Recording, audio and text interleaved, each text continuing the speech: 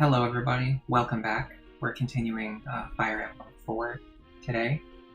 I made a nice little new stream overlay today as well, just because I had to basically set everything back up again anyway on the new stream setup. So I just decided to make a new overlay while I was at it. So I just found out, unfortunately the hard way, that we walked all of our units all the way over here at the end of the last stream. And guess where we have to go now? All the way back over here to conquer Darna. And then once we do that, we have to walk all the way back over here again in order to conquer Ulster. So we're going to be doing that for a while now. I'm just going to get right into it. I need to get my highest movement units who are actually good at fighting. So like Oifei is good at fighting. Let's bring him. I think, where's Seliph? Seliph is like mandatory because I need him to seize the throne, I'm pretty sure. And then I'm just gonna bring, like, what about you?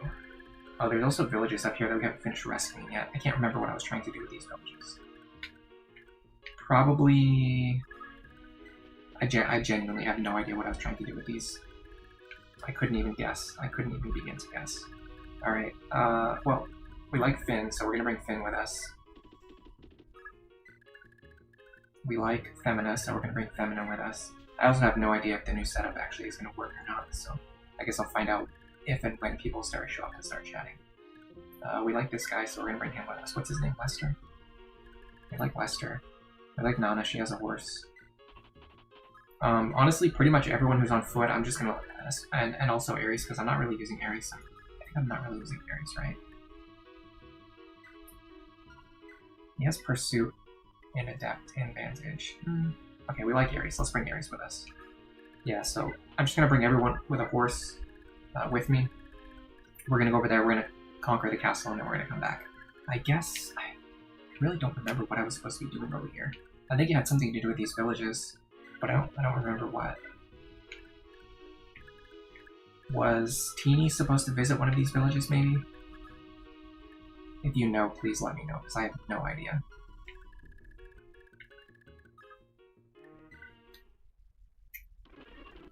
I'm just going to speed up whenever the enemies start moving. Get this done as quickly as possible. I can't believe you have to do this. Look at this. So, and I have to bring Seliph all the way over there on foot, and I have to bring him all the way back on foot. Hello, Joel Sassman. Welcome to the stream. It's so crazy that the game actually has the balls to kill off everyone and start you over with a new group. Yeah. It's crazy that they have the balls to make you wander back and forth through the desert 5 times in a row in multiple chapters. I just some very interesting ideas they had with this when they were designing this game, that's for sure. How are you doing today? You like Fire Emblem Gaiden? I played it a little bit. It was kind of enjoyable. I'm interested in playing Shadows of Valentia, I think. I want to try Shadows of Valentia. I haven't really played very much of either game yet, though.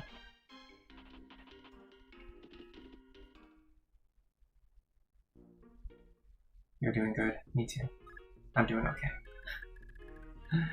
Last night, in the middle of the night, I got up to use the bathroom, and when I was walking around in the darkness in my room, I banged my hand on the door, like on the door frame, and now I have this big bruise all over all over the back of my hand.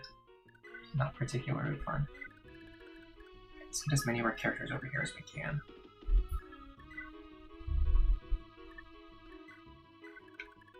And we want Nana to be a little bit further back. Okay, Femina also needs to be further. Well, let's make sure they can't get hit by anything. It looks like the enemies are mostly targeting these squares. 1 or 2 above where Oifei is. What about the boss, Jabaro? Jabaro. Okay, Jabaro is actually targeting the square directly above Oifei, so we have to keep that in mind. We'll put Finn here. Oh, he has a horse slayer, actually. What weapons does Jabaro have? All he has is a silver sword. I'm very tempted to put Finn right here. With the horse slayer equipped. I'm gonna put Femina here. And just see what happens. Alright, I won't fast forward this time because there are going to be enemies moving. You think Shadows of Valencia has the best art style in the series? Yeah, the art in that game looks really good. Alright, let's see if we can kill these guys with our Horse Slayer. I would love to kill Jabaro right now. Yeah, I have this bruise all over the back of my hand now. It's not very fun.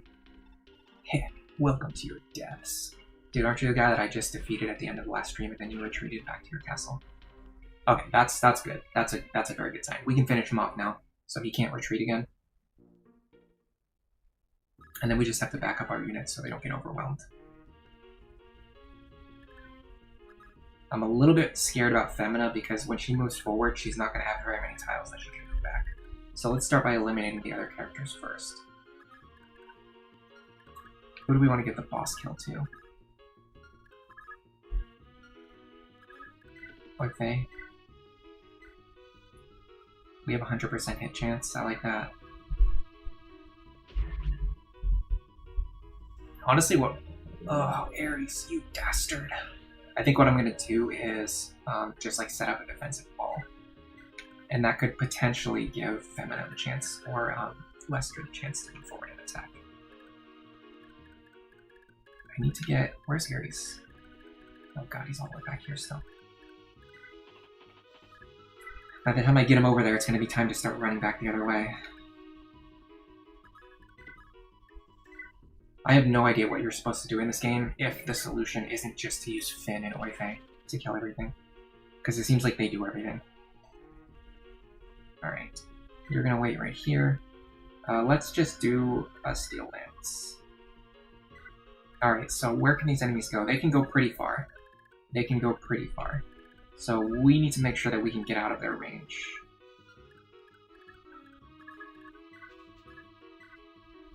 I do believe we'll take 13 damage. I do believe that... Oh, I have to stay out of range with this archer though. Alright, so let me just go down here.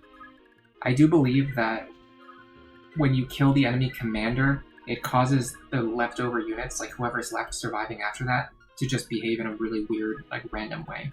So they might not necessarily go for the most optimal kills. They might just like run away and do random stuff. I'm not sure if that's true, but that's what I suspect is true. Alright, can Nana fight this guy? Let's just have her stand behind Seliph. And he can have a Silver Sword equipped. Alright, let's see what happens here. What happened to my hand? I just got up last night to use the bathroom and I banged it on the door frame. Because I couldn't turn the light on, so I was like walking around in the dark. And now it's just got, like, I was actually surprised because I remember getting up, I remember hitting it, and it didn't hurt that bad. But when I looked at it in the morning, it's just like covered in bruises, so I must have hit it harder than I thought. I was really tired though, so after I hit it, I just immediately fell right back to sleep. Yeah, it seems like Oife and Finn can just destroy everything in this game. I don't really know what the purpose is of, like, training anyone else. Ooh, that's good. Leave him on 1 HP. Maybe give Femina some experience. What do you think about that? Why would he block his own allies? Did you see that? He just moved into space to block his own allies.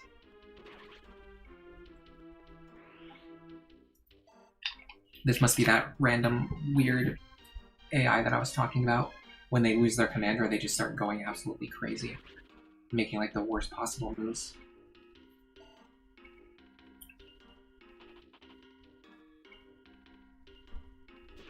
I had a feeling they were going to do that. I just need to make sure he can take one hit from the archer and counterattack, but I don't know if the archer will actually go after him. I guess we'll find out. I'd love for Seliph to get a kill here. Nice, okay. I need Seliph to promote, like, as soon as possible. He's frustrating me with his slow movement. What level is he? Hello, Bronze Vixen. Welcome to the stream. 1996 AI. Honestly, it's actually kind of impressive that they would do that, where the enemy AI, they actually have like different behavior depending on how, like, quote unquote skilled their commander is. So like if their commander is better at tactics, the AI will be smarter, and if their commander is worse at tactics, the AI will be like stupider. But then once the commander dies, they also just kind of like go berserk because they don't have any orders, so they just have like the worst possible AI. I think that's actually really creative, to be honest. It's like a surprisingly well done Man, this guy moved into the worst spot. Alright, let me just... I can't... The problem is I want Femina and Lester to both attack him, but for Lester to attack him, Femina has to move first.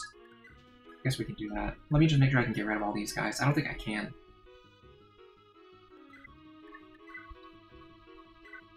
We'll just start with this one. 2 HP, level up. Yeah, I saw that too. And welcome to the stream, Beltos. How are you guys doing today? Yeah, we're just continuing some Fire Emblem 4 today. I wasn't sure exactly what I wanted to do. It turned out to be this.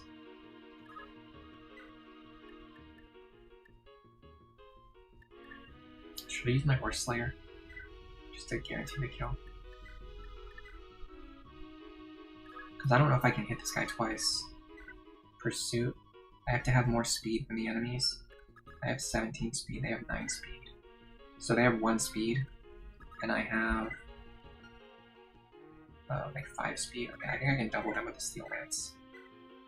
The way speed works in this game is so weird. It's like, it requires like extra steps of calculations. I'm not a huge fan of it.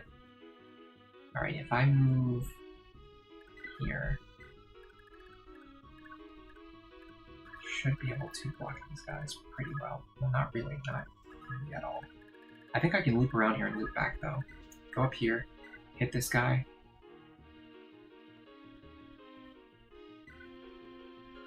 There's also like no weapon ranks either, I think. Like your characters, they just have like innate weapon ranks, which are based on, it's just like an innate property of the character. Like when a character is born, they just have like specific weapon ranks. And they just always have those weapon ranks for the rest of their life. They don't actually like get any better at using their chosen weapons. Oh man, really? Okay. Not if you don't here. Finish this guy off, I guess.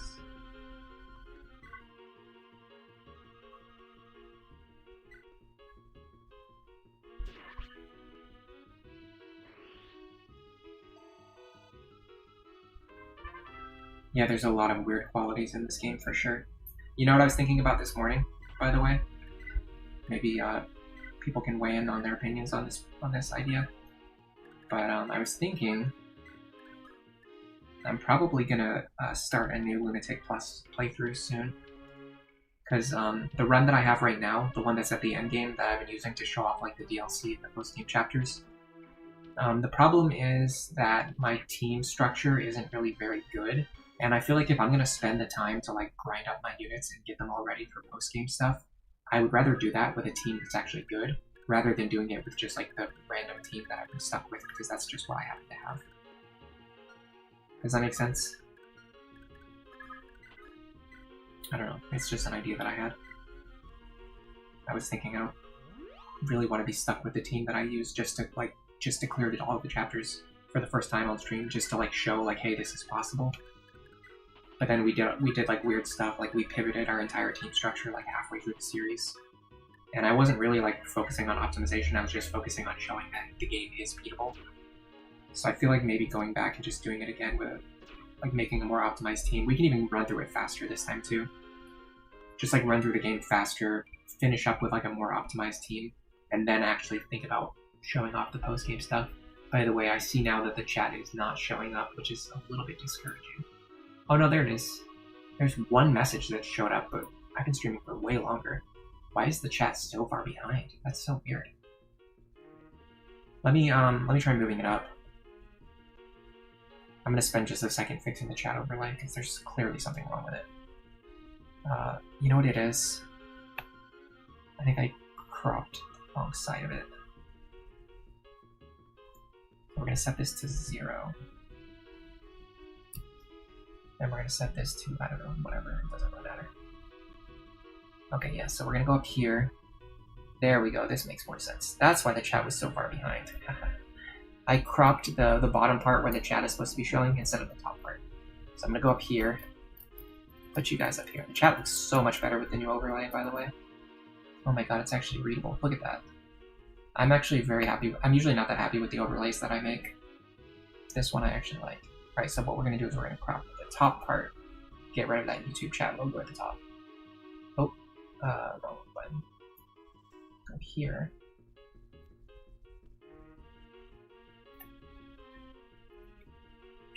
to move it back down in a second, but that's fine. Look at that. This is good enough. Now we're going to move it back down. Okay, that's not really helping. You didn't do what I asked you to do. Okay, hold on.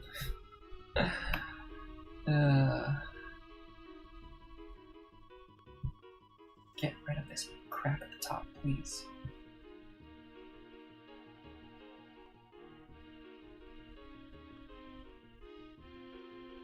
It's gonna take a while because I'm doing it one-handed. I don't know why I'm doing it one-handed, but I am. Because I don't want to have to move everything over. All right, we're almost there. We're in the home stretch. You get over here. Get rid of this. There we go. Okay, so now we have just the chat messages. And I can even do probably something like this.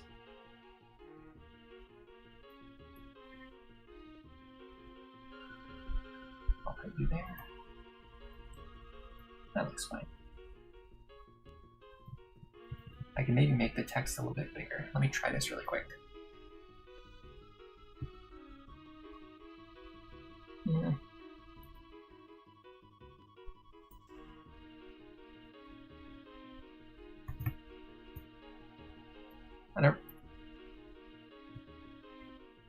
I don't really like that. It doesn't actually make the text bigger, it just makes it more stretched out. We'll just stick with this for now. Alright, so that's going to be our chat window. I'm glad I fixed it.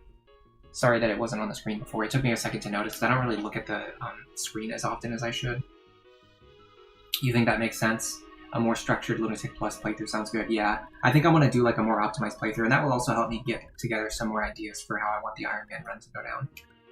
Because we're definitely still struggling on that front. Alright, so we should be able to finish off this guy. This is 21 damage, that's not enough. I don't know what I need. I don't have enough damage. I do have Pursuit, okay. Let me use the Iron Sword then. The Iron Sword should be enough with Pursuit.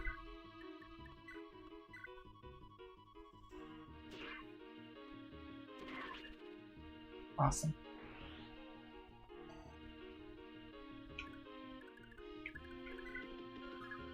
Alright, and then Finn can take out this guy. I believe we already calculated that this works, unless I was thinking of the other type of enemy. No, we're good.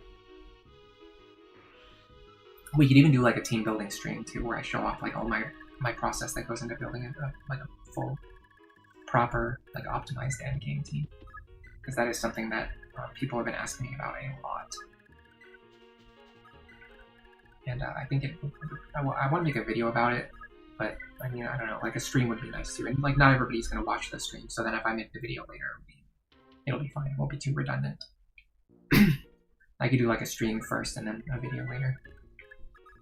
The stream might even help me like just get some ideas for my script for the video too.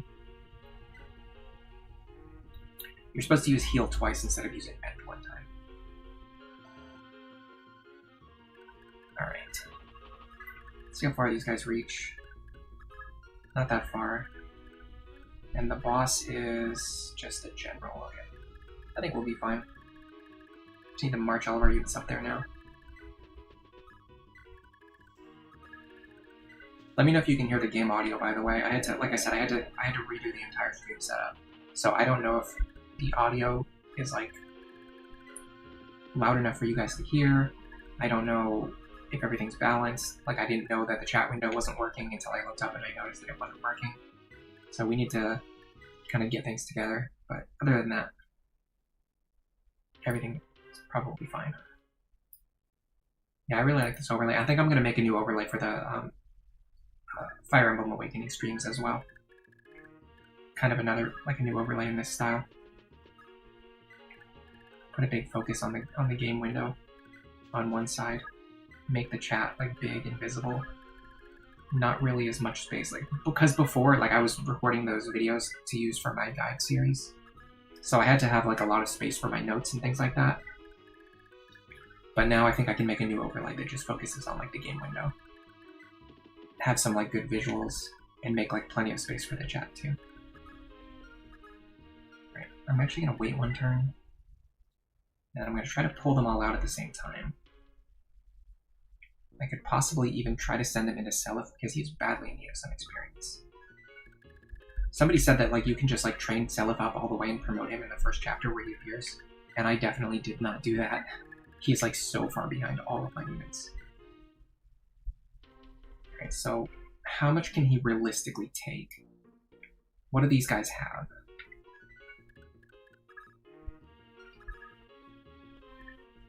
They do have Pursuit.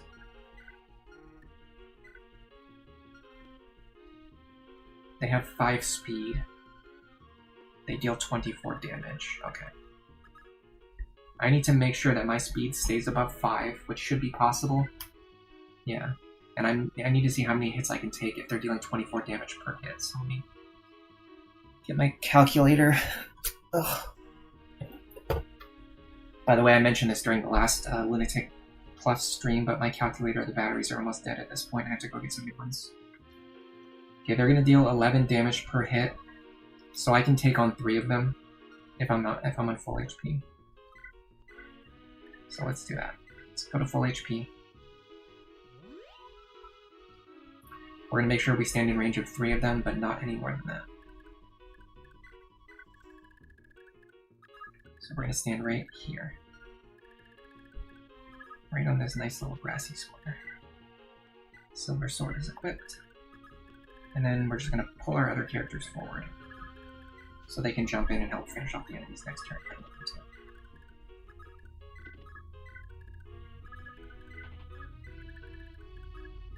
Alright, this should get plenty of experience on a Seliph, I think, if I understand the game correctly. No. What they would prefer to do is just stand there and do nothing. Okay, good to know, I guess. Well, if that's the case, let me try this.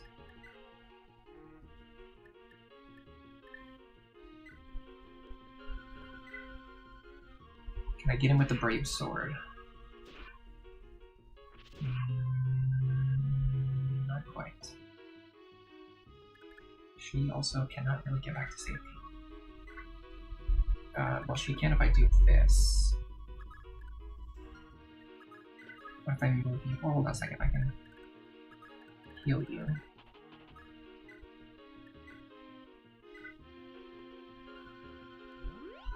Yeah, a lot of the difficulty of this game just comes down to understanding mechanics that are like extremely hidden to the player. Like characters' abilities to move across the map, take an action, and then move again.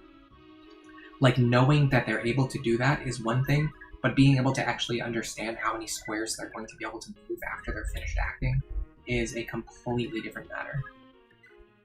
That severely complicates the subject. Alright. I'll get a game over here, I'll just reset. And then like the other thing is like the damage, like you don't really see like the actual damage calcs. You just see like a bunch of numbers and you have to do the calcs yourself. And then you add on stuff like Pursuit and Adept on top of that. Okay, I attacked him and he still didn't move.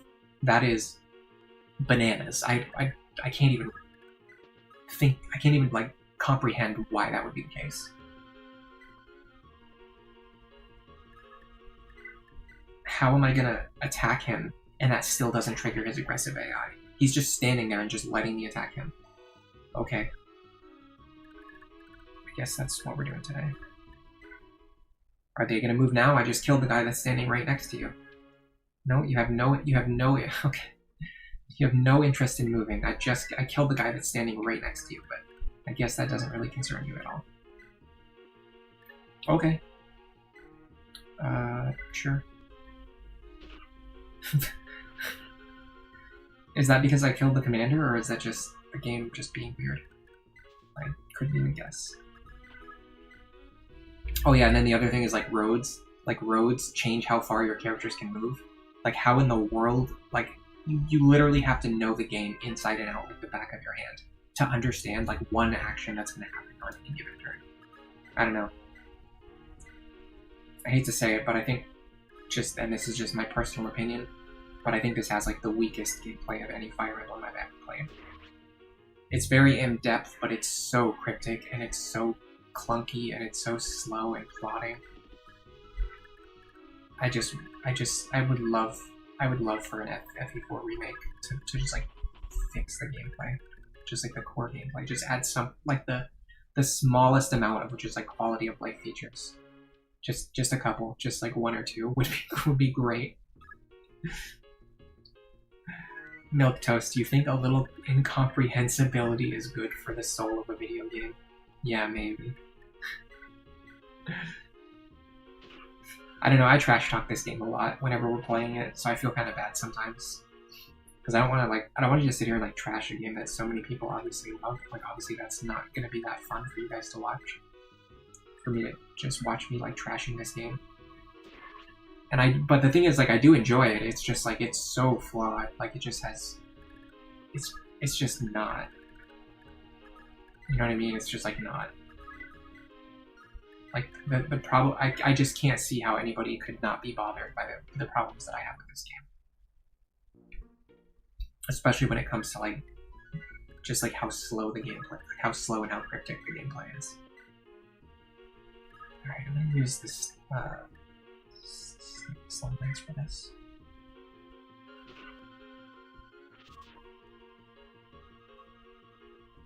For some reason, she doubles some of them, but she doesn't double the other ones. I guess maybe they have random stat level ups, like the enemies in some of the GBA games.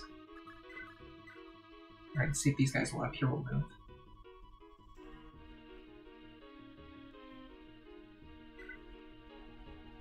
Yeah, I know. Master Kuja, I understand that the road tiles cost 0.7 movement. What I'm saying is, when you're playing the game, right, having the ability to comprehend what it means, like when your character moves, they take an action, then you have to calculate how much movement they use by moving across a combination of road tiles and plains tiles and sand tiles, and then after they move, you have to understand how much movement they have left. And then you have to also be able to calculate how much additional movement they can make while moving across tiles. Knowing somebody telling me that road tiles take 0.7 movement is a completely different discussion than understanding like how to calculate that, like within the context of having your units move around within the game. When the game could have just been designed in a different way, where they would just instead show you that information, like instead of needing to know it. Like to such an absurd depth. It asks so much more from the player than what you should be expected to know or like to calculate like on the fly, in my opinion. The argument for all of the cryptic nonsense is that too much transparency creates a dissected frog feel to the game. I guess just for me personally, I prefer understanding and knowing what I'm doing in the game. And not having to like guess or not having to spend like an unreasonable amount of time calculating that information. What I consider the amount of time it takes to calculate like one player phase or one enemy phase action in this game to be unreasonable. Like I think it's too much. I think it's too much for what it should be. And it makes the already slow gameplay take even longer. Chris, like AMV, sometimes the enemy AI just scares you in Fire Emblem. Yeah, even my favorite game, Awakening, the AI is like incomprehensible sometimes. It just behaves in ways that don't like. It has established rules. Like Fire Emblem Awakening has established rules, and if you understand them, you can make very educated guesses about what the enemy is going to do. But the weird thing is that sometimes they just randomly decide like not to obey the rules and just behave in completely unbelievable ways, like things that you would never expect them to do. And it's so fascinating that happens.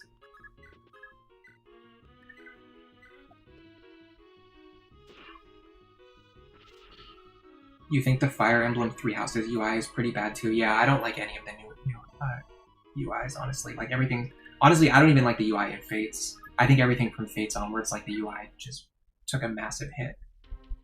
Like even Fates has, like the issue we're discussing right now, like even Fates has that issue where like you have to calculate like 10 different things before you understand what's going to happen when your unit moves. And it just doesn't need to be that complicated. Like there's things they could have shown in the combat forecast that they just chose not to show. And it just doesn't click with me.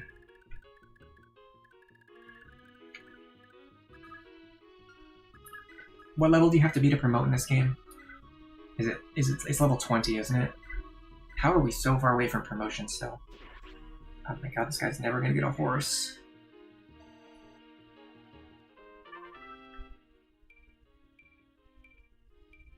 He's been gaining a lot of magic too.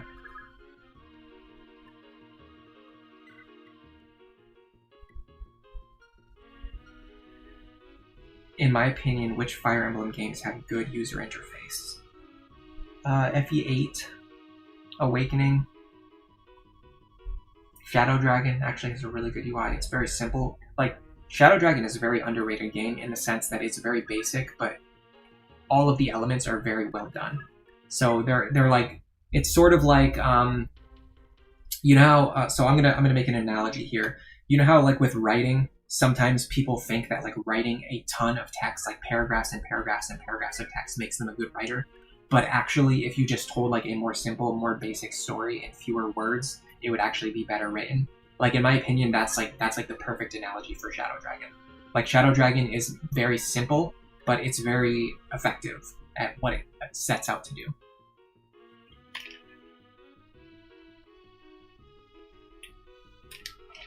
Alpha C, what's cracking? Not much, just the usual FE4 stream, which somehow always immediately dissolves. Sorry, Darna is my city, mine. Nobody will ever take it from me. Let's get this combat out of the way first.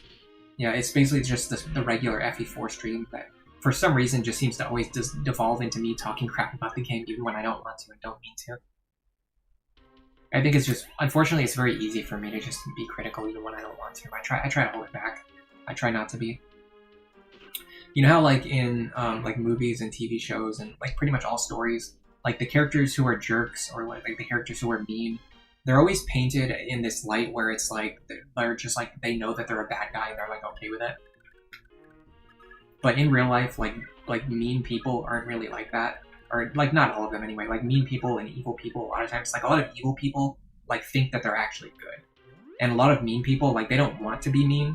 They like try to be nice, and like what they're saying and what they're doing just comes out as being mean anyway, even when they're trying to be nice. So in a weird way, you can like kind of sympathize with people who are like jerks, if you think about it that way. Like they're not always trying to be a jerk. Like sometimes they're actually like just trying to be normal, and they just don't know how to like interact with other people. This problem only happens with Kanto, and is very strange to calculate by subtracting 0.7 one by one. But at least it was with Fire Emblem 4 that made you understand how movement works outside of basic tuning. The big problem, honestly, like if it wasn't for the 0.07 multiplier, it wouldn't be that bad. The 0.07 multiplier makes the entire thing way more clunky than it ever needed to be. Like the reason modern Fire Emblem games don't have this problem is because the terrain makes more sense. It's just one tile of movement, 2 tiles of movement, or 3. You know what I mean? It just uses integers rather than using decimal numbers, and it makes it easier to understand what like the calculations, even if you have to do like Kanto calculations and things like that. 100% agree. Bronze Vixen, a lot of times evil people are actually very charismatic. Oh yeah, that's true. That's absolutely true. There's a very specific person that I have in mind who I consider to be very evil. And it's not a term that I use lightly either. I don't think I've ever met very many people that I would call evil. But there's a person that I know who I consider to be evil. And she is very charismatic. Very manipulative. Very good at lying. And convincing people that she's the good guy even she's the bad guy. That's like the foundation of like narcissistic personality disorder. Someone's ability to do something wrong, to do something mean, to do something like evil, and convince everyone else that they're actually the good guy, and anyone who calls them out is actually like the bad guy. Alpha C, everyone is a person and life isn't just good versus evil. Yeah, that's why I hate stories that simplify everything down to just good versus evil. I think a truly interesting story takes a position and tries to tackle a theme and tries to convey a theme through the story. And that theme is never going to be as simple as just like good is good and evil is evil. Like that's such a stupid theme. That is such a dumb theme. Like, why would I waste my time writing a story just about good is good and evil is evil? Like, no kidding. Like, red is red, blue is blue. Like, we get it. I also... You love stories that show all of their characters in a sympathetic light. You really like Soul Hackers too, for that regard. I don't even necessarily think that villains have to be, like, sympathetic. They don't need to have, like, tragic backstories. They don't need to have, like, some reason for what they do. But at the very least, like, try to make your... Like, if you're going to write a story, if you're going to waste your time writing a story, come up with a theme and write a story that's going to convey that theme. Alright, let's seize this castle. So this is Darna, the legendary city. Long ago, at the peak of the old Holy War, Darna was the last bastion of the Resistance army. It was the last free land in Jodral. In battle after battle, the overwhelming might of the Loptir Empire had devastated the Resistance. Ultimately, the last of the Resistance soldiers barricaded themselves within Darna's walls. Battered and wounded as they were nonetheless determined to fight to the bitter end. But then, suddenly, there was a miracle. From the heavens descended 12 gods, who bestowed upon 12 young heroes miraculous weapons and immense powers. Okay, this is a good example of what I'm talking about with theme. So this is not just a story about good versus evil.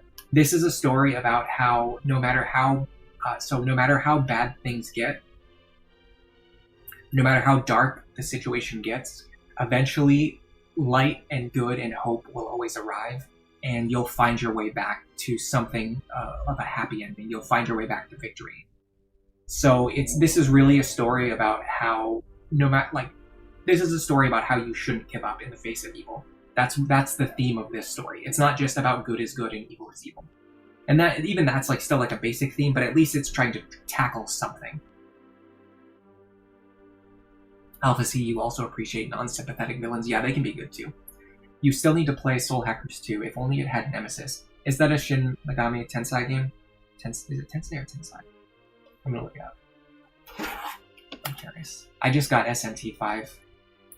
I'm gonna play it soon. It's Tensei, okay. Yeah, I just got SMT5 recently. It's been on my list for a while. It's very much on sale at this moment in time. Yeah, that is an SMT game. Okay, that's what I thought. I think I might have played Soul Hackers 1. I can't remember.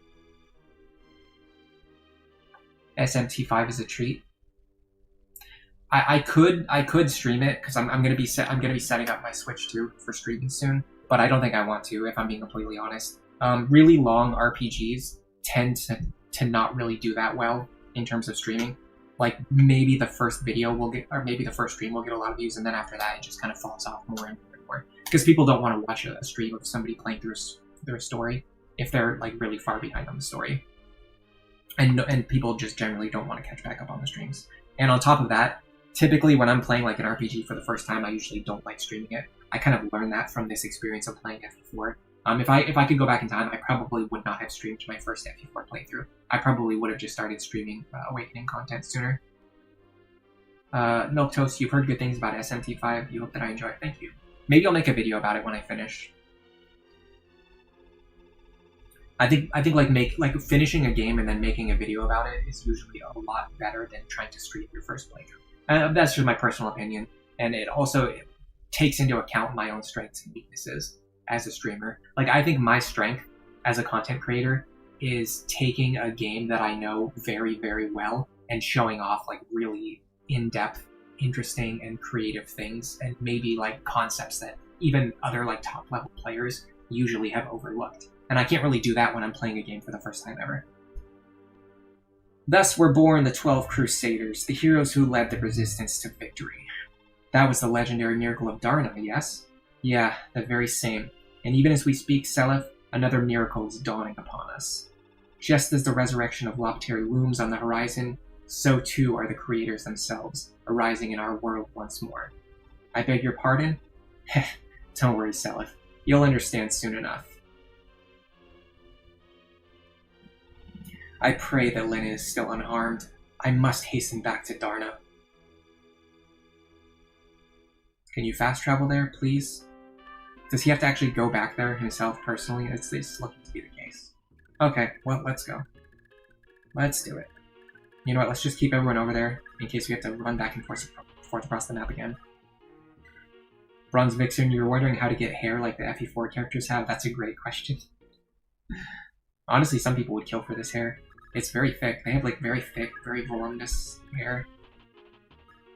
A lot of people do not have, like, they have very thin hair. And they would prefer to have thicker hair if they could. Am I not going to stream Thracia? Definitely not. I even mentioned I'm probably not. To be honest, I'm probably not even going to play Thracia. And if I do, I'm not going to stream it. Because the whole stream would just be me complaining. The thing is, I really, really, really dislike Fog of War. It's my least favorite mechanic in Fire Emblem, like by a wide margin. Like there's nothing else in Fire Emblem that I dislike as much as I dislike Fog of War. And Thracia is basically the game that like created Fog of War. And it's like the worst in that series that it has ever been. I haven't personally played it, but I've seen enough to know. Like it would just drive me absolutely nuts. Like I would be so butthurt and tilted from beginning to end trying to play that game. And I don't like green. Yeah, I don't like green units either. I hate Fog of War more than I hate green units because at least green units I can see them and I can make guesses about what they're going to do. With Fog of War, you just can't see anything and you can't make any guess about what's going to happen. Lena, where are you? Answer me. Ares. Oh, is everything okay, Lena? No, it's not. But someone from the Liberation Army rescued me, and I knew you'd come, Ares. Lena, I beg your forgiveness. I was a fool. So very, very foolish. I should have heeded your word. It's okay. After all, you're here now. I swear to you, I'll never let that happen again. And I swear, I'll try and keep my big mouth to myself from now on. Don't ever leave me again, Ares. How touching. You can't promote in here either, so if I'm going to promote, I have to go all the way back to the main castle. I can do the arena. That's something.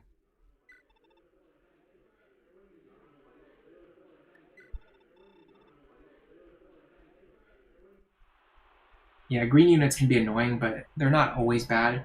Like, they're not always, like there are plenty of maps where the green units like don't really cause that many problems. Yes, there are maps where they're very frustrating, but even in that case, you can see them, you can know what's going to happen.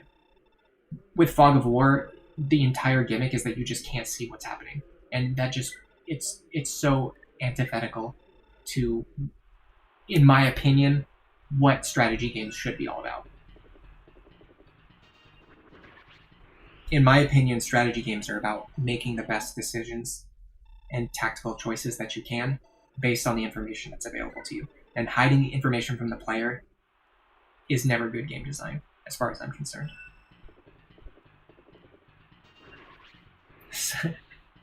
So I guess we just one-shot everything with Mistletoe. That's pretty cool.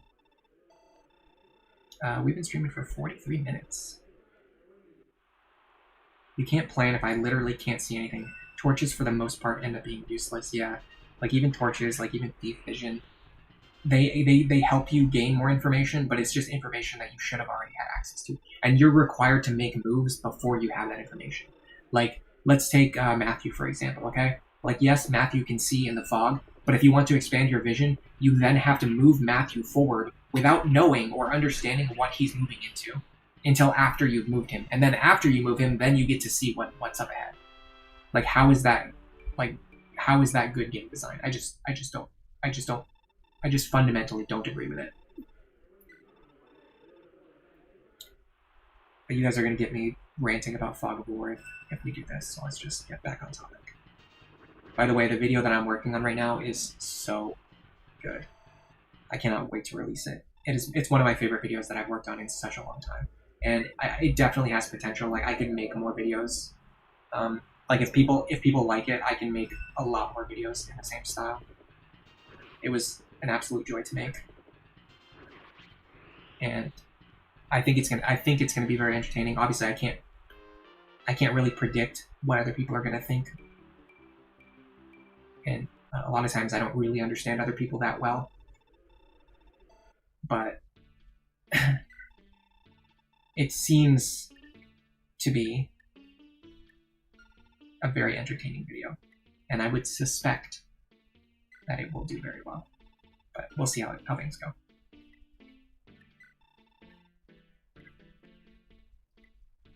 I need a better sword and a better lance. Something I can spam without spending too much money. Like without wasting my missile charges. Steel blade looks fine.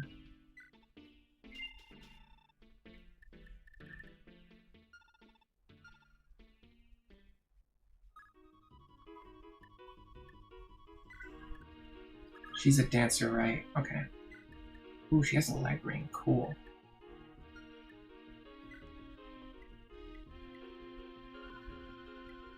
I feel like I'm gonna sneeze, guys. There it goes. Alright, we can start pushing Salif across the desert. Oh, we gotta talk conversation. Let's do that first. Mr. Salif, right? Nice to meet ya. Hello. And who are you? I'm Lena, the dancer. You're Lena. Oh, Mr. Salif, is this the first time you've ever seen a dancer? Yes, miss. That's adorable. Okay.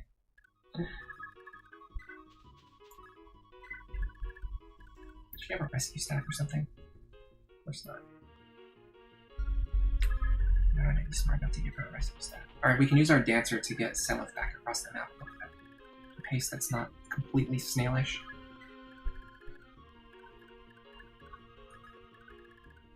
You're looking forward to the video.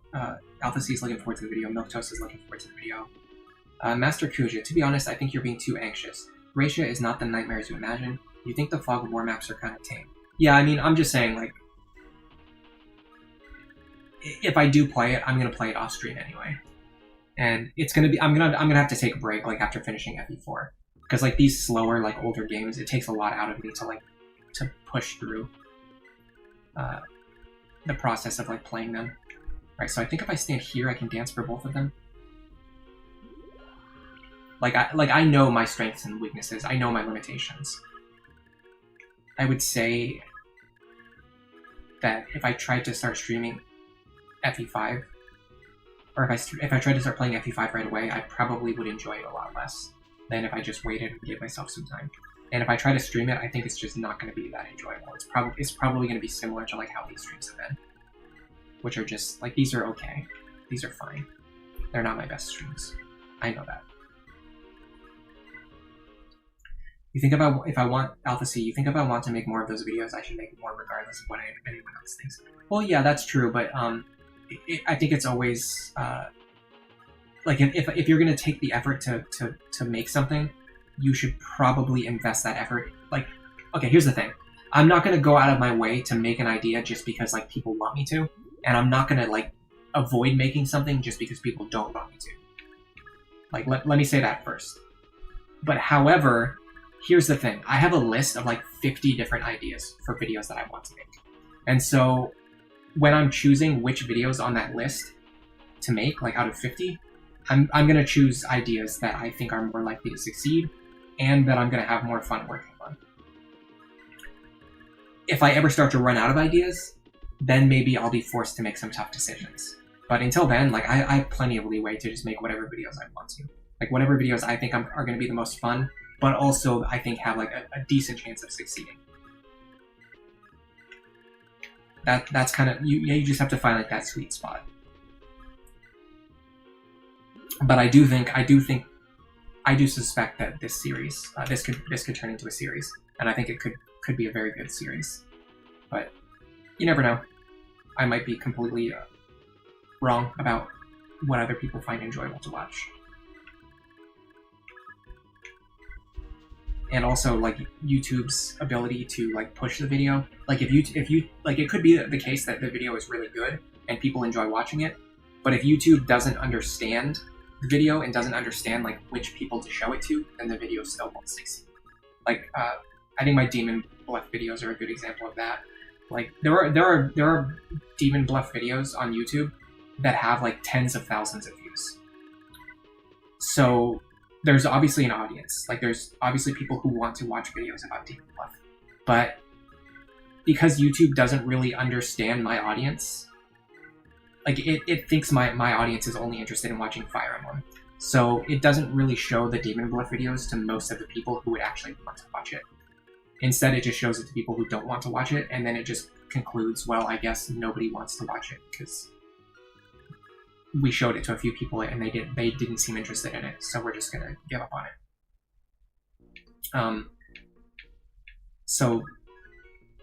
Like this, we could see another case like that. Bloom's got some terrifying warriors on his side. There's Bonba, Faultlaw, and Ariu, a trio of powerful sorceress sisters. Then there's Teeny, a young mage. Bloom's niece she may be, but that girl's still got a kind heart to her. She's come to our aid and the aid of neighbor villages time and time again. She's nothing like her family. Okay, so here's a couple things. Number one, the 3 sorceress sisters that you just mentioned are dead. Number 2, you're talking to Teeny right now and telling her about Teeny.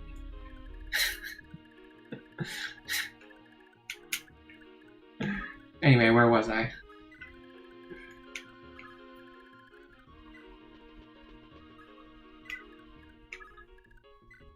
Yeah, anyway, my point is, if this is a video that I don't think anyone else has ever made before. It's a little bit similar to like some videos that exist right now, but it's a little different from anything that's ever been done before.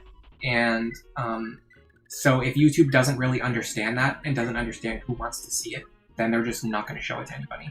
And then even then the video would just crash. In cases like that, in cases where I know the video is good, and like let's say I only get like a small number of views, but I get a lot of positive comments. In cases like that, I typically just keep making the videos anyway, and then I just wait for like the algorithm to catch up. Because eventually the algorithm will catch up, and then YouTube will start actually showing videos to people. But that's enough of like a peek behind the scenes. Most people don't actually find this kind of discussion that interesting. So we're not going to stay on this topic for forever.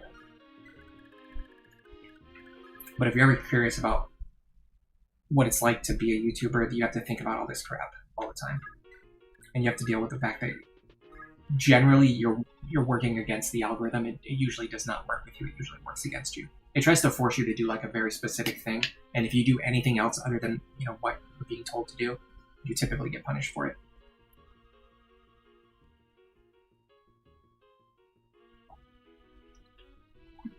King Bloom and his queen, Hilda, have got 2 children between them, Ishtar and Ishtor. Ishtar's ruling over Manster right now, and Ishtor is posted at Fort Melgan, both doing Bloom's dirty work. Unlike their folks, they're fine youths. You'll be sure to face them sooner or later. Be on your guard, stranger. I don't know why we're visiting all these villages with Teeny, by the way. I have no idea.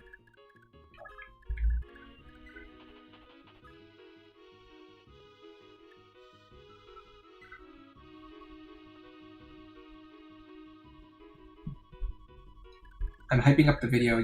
You're hoping that it does well. You're looking. Excuse me. Oh god. Yeah, I definitely think it's a good video. I think it will definitely. I believe in my heart that. Well, I mean, the thing is, I usually don't waste my time making videos if I don't think they're going to be good. But in this case specifically, I think this is a really good idea. You're looking forward to why Perry is better than Xander. Grandpa, go back inside. You're confused. I'm not really an expert on fates, so I don't really have any opinions on fates, to be honest. Alright, we can pull this guy over here with a steel bow. Let me get Teeny back over here. Did I forget to move Lena, by the way? I think she's still way over there in the desert. Teeny is a good recipient for the money due to her low starting level and her want for rings and tomes. It's too late now. Darn. These are the perils of the YouTube algorithm. Yeah, it's unfortunate. Near the end of the war, all those years ago, this entire region was conquered by King Blue, the son of Duke Reptor. His rule's been one tragedy after another. Just when we thought he couldn't get any worse, now he's just letting those child hunts happen. We can't take this anymore. Do I have any other villages left then? No, I don't have any left to give to her, unfortunately. Alright, let's get Teeny back over here. Oh my god, this is torture.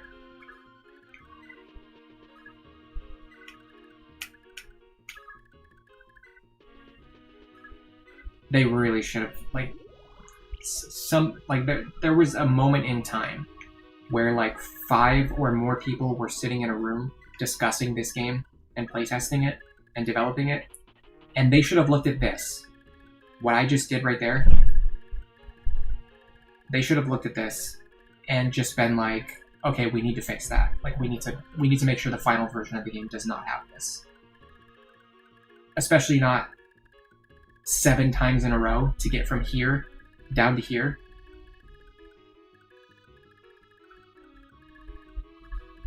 What were they thinking? Oh wait, sorry, I completely misread your message. I thought you said Lena was a good recipient for the money. You're saying Teeny is a good recipient for the money. In that case, we actually made the right move then. That's encouraging to hear. I'm glad I looked at that message again. Alright, you two, get over here. Please, just get over here already.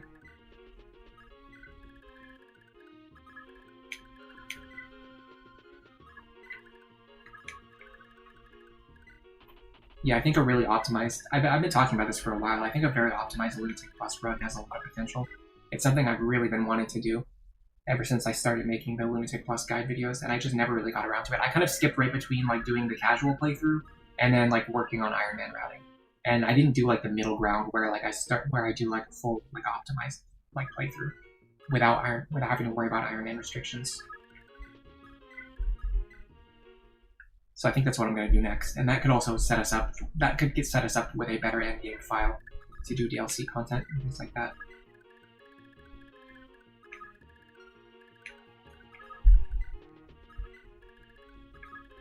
Okay, for the love of God, please, just get my characters over there.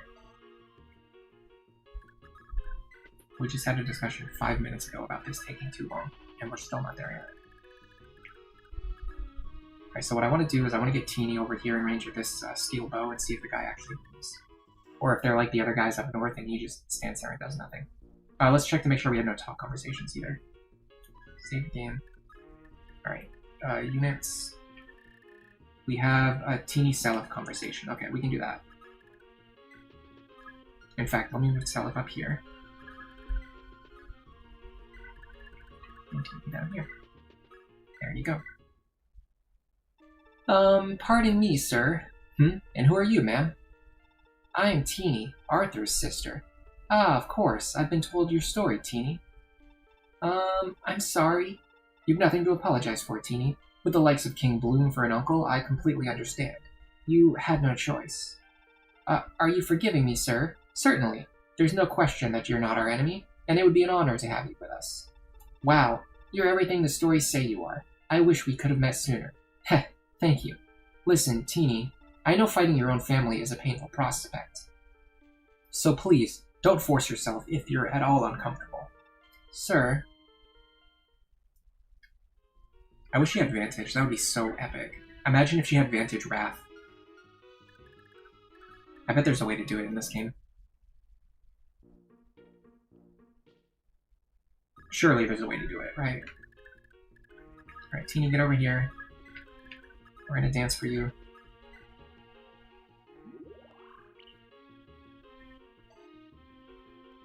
And then we're gonna see if you can take a steel bow. You think Vantage cancels Wrath out in this game? Oh, that's too bad. That would be so cool.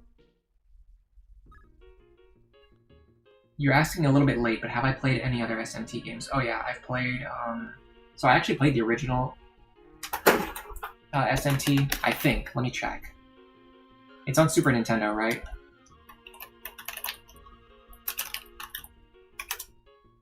I'm gonna look it up right now. Yeah, it was on Super Famicom. Yeah, so I've actually played the original SMT. I've played Persona 2, 3, 4, and 5. I played, there's a game on the DS.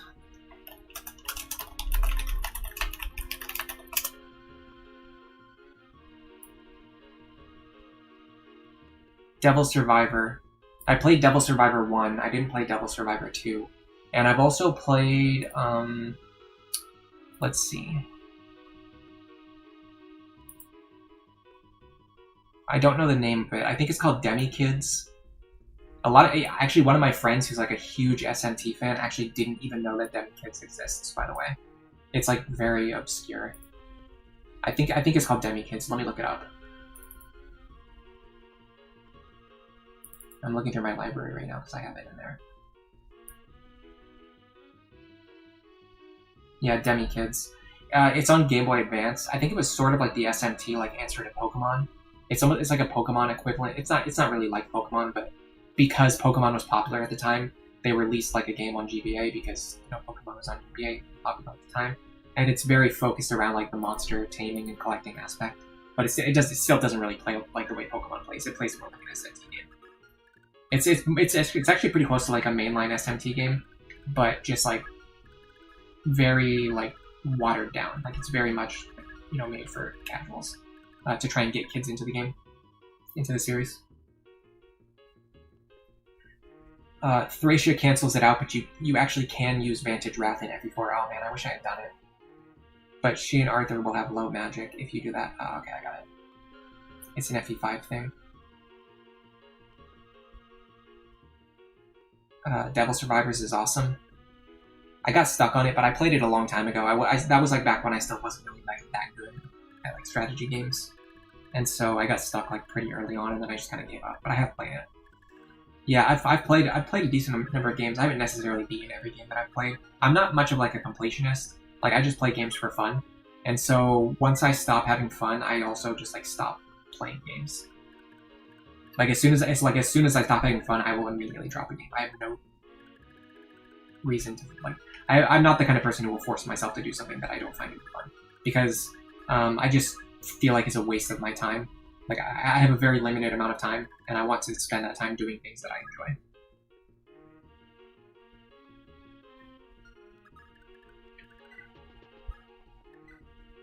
Alright, we don't know if or when these guys are going to start moving, so I'm going to be very careful about how I advance. But if I can, I'll try to have... Honestly, I'm probably not going to use Teeny, which is kind of a shame because I just got all that gold on her. But I already have Arthur, right? So I don't really need to use Teeny and Arthur both.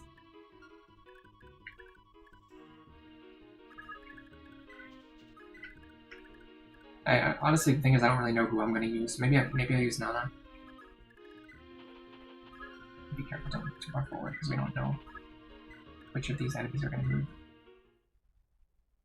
If you make Lex the father of Arthur and Teeny, you can get Wrath Vantage combo, but it screws with their stats. Ah, okay. This is why you turned him into a physical mage knight? Alright, it seems like these guys aren't going to move.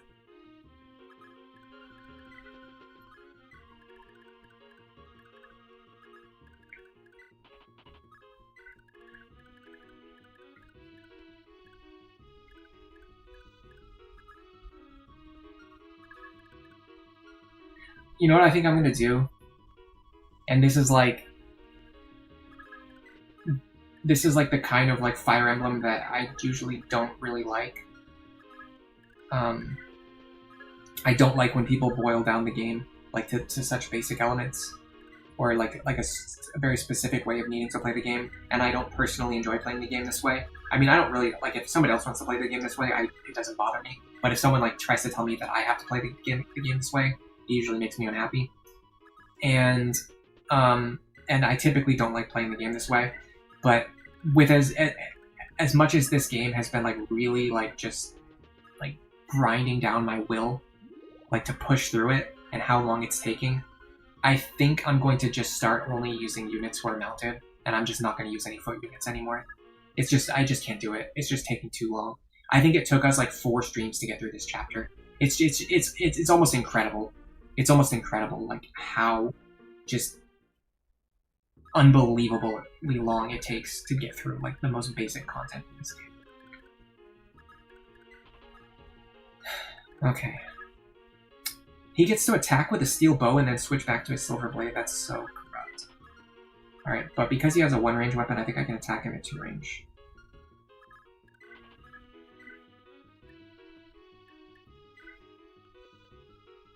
I can't deal any damage with the Thief's Sword. I can with the Miracle Sword, but it kind of sucks. What about the Earth Sword? Problem is the Earth Sword is expensive to repair. What does the Miracle Sword do? It is for women only, okay.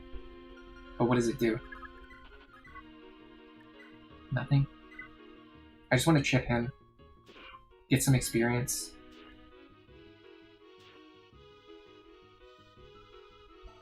And then fall back. Yeah, it's like I'm honestly like I don't usually have very much fun playing like Fire Emblem or like Captain. Usually, like in my opinion, there's a lot of value to using like other characters. Like most other characters have some reason why there's like value to using them.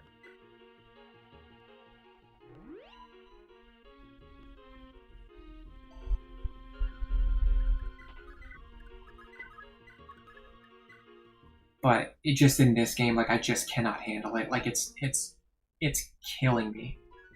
It's ruining my enjoyment of the game.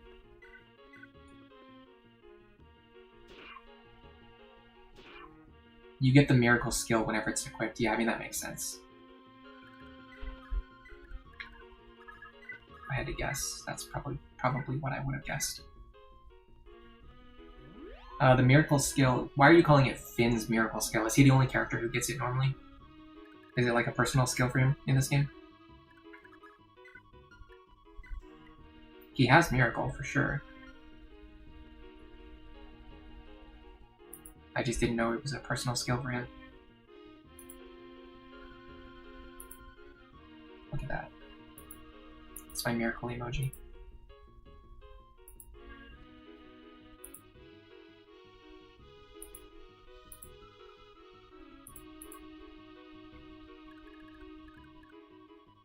Alright, this is going to take a while.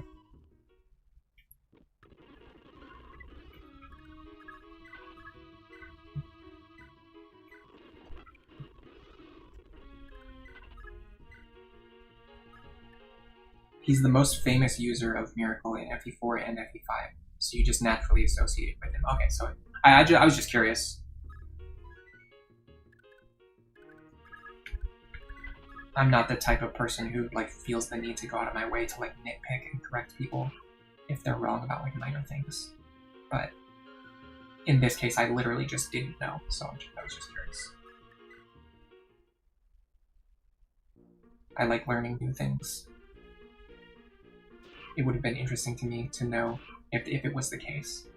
Like who was the first miracle user, or if it started off as a personal skill before everyone else got access to it. Right, I should be able to... Actually, I have to fall back now.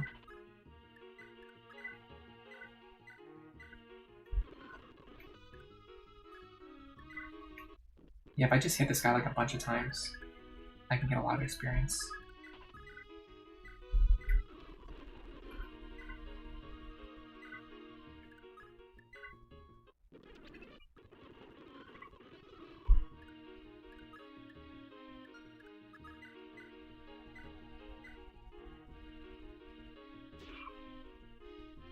I think I'm going to leave him on 1 HP. 2 HP, okay. Oh, I attacked 3 times. You can pull some really silly, fun, risky strats with him thanks to Miracle's reliability in this game. Oh, really? How does Miracle work in this game? I guess it has like a more deterministic formula or something along those lines. She has Adept and a cost. Okay, I see. That's why she attacked twice. Or 3 times. I actually really like a cost. It's very interesting. It's the kind of skill that I wish they still had in some of the newer games.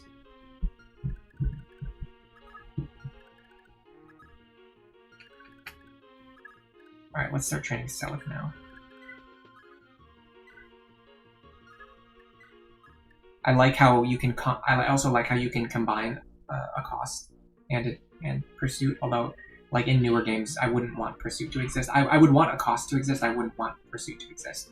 So like some kind of skill that just allows you to like continue combat against an enemy, just by like standing next, just like when you attack them, like you could hit them. You like hit each other back and forth multiple times. Not necessarily the same thing as like Astra, not the same thing as like a Brave Sword, but just like continuing the round of combat for additional turns. I think there would actually be a lot of value in that. It would be the kind of skill that you can't just use like brainlessly either. Like you would actually have to think about what you're doing and use it in the right circumstances and not just like use it all the time. or on every character, which to me makes for a very interesting skill. I always think skills that you have to actually like be smart and use creatively are better for the game, rather than skills that are just always good. And just like, it's like always the best choice to always use that skill. Or put it on every character if you can. Some of those skills are still fun. Like, I know there are some Gale Force haters, but like for me personally, I like Gale Force because I think it opens up the strategy of the game in a way that's very interesting. It allows for you to do things that are not possible in any other Fire Emblem game. And it just allows you to play the game in a way that's like just unique and different. It just opens up new strategies. And to me, that's worth the cost of Gale Force being so good that you would want it on pretty much every unit if you could get it on every unit. Although that's not technically true. There's plenty of units who don't need it and plenty who don't even want it. But that's a different discussion. But in the case of something like Pursuit, like I would not want Pursuit to be a skill, because literally every single character wants Pursuit. There's no reason why you would want to have to dedicate a skill slot to being able to double. Where on the other hand, like with a cost, like some characters don't want combat to continue. They want to get hit once, they want to hit the enemy back, and then they're going to survive on low HP, and then they're just going to hold a defensive position. Like, you don't want to put a cost on a character like that. But you could put it on a character who is meant to, enemy phase sweep, and you need to make sure that you kill. Like, they're tanky enough, they can take the attacks, and you want them to kill as many enemies as possible. In that case, sure, a cost will actually help with the sweeps, especially if their damage isn't as good as their defense. Someone like Kellum, for example. Like, Kellum's not that fast, he's not that strong. But he could survive additional rounds of combat if you had a skill that would allow him to do it. I'm going to be very careful about Mjolnir, by the way. I have a feeling it's going to be quite scary to me. I'm probably going to have Julia fight him. Alright, you get over here.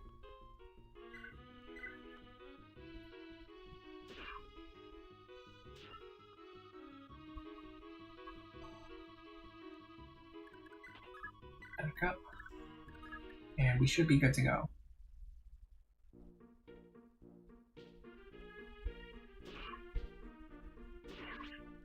Wonderful.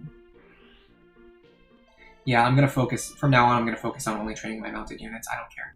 I put a lot of effort into like Shannon and Marseille, and I just don't care. I just do not care. I do not have the patience to train them.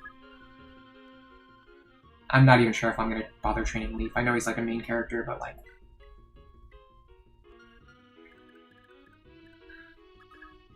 I don't even know if he gets a horse when he promotes. I'm guessing he probably does, but like, I do not want to train him for 17 levels.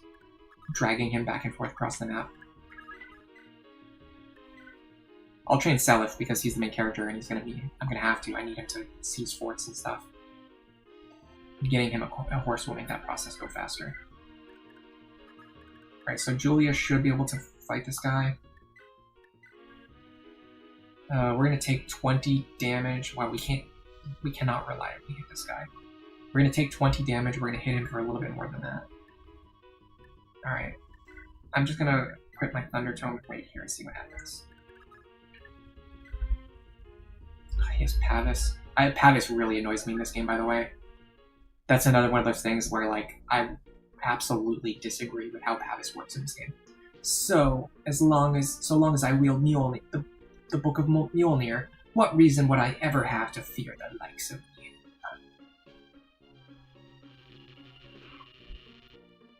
That was a really bad line delivery from me, by the way. I know. Yeah, I just completely disagree with giving the enemies a skill that completely nullifies all damage. That's so stupid. Boneheaded decision. Truly.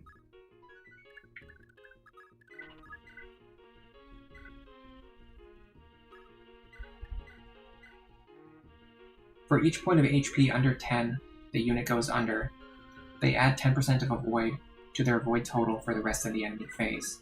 The extra void goes away on player phase. That's how Miracle works. And it won't proc again until the unit is healed. Okay.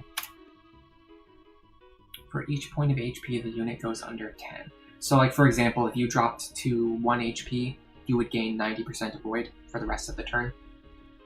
And then at the start of player phase, that bonus goes away and you don't get it back unless you heal yourself back up to full. That's what you're saying. If I understand you correctly.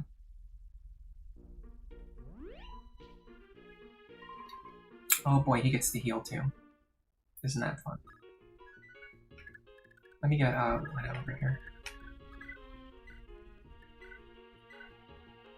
Yeah, that's it. Cool, thanks. Thanks for the explanation.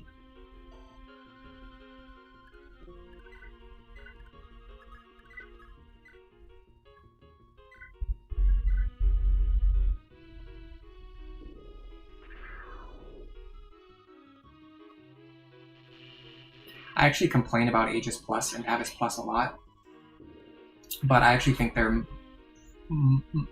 much better designed than like chance-based like Aegis and Abyss. How could I lose? I have no choice. For now, I must retreat to Connaught. Oh, by the way, I absolutely despise it when you defeat a boss in a video game and then they escape. One of my least favorite things.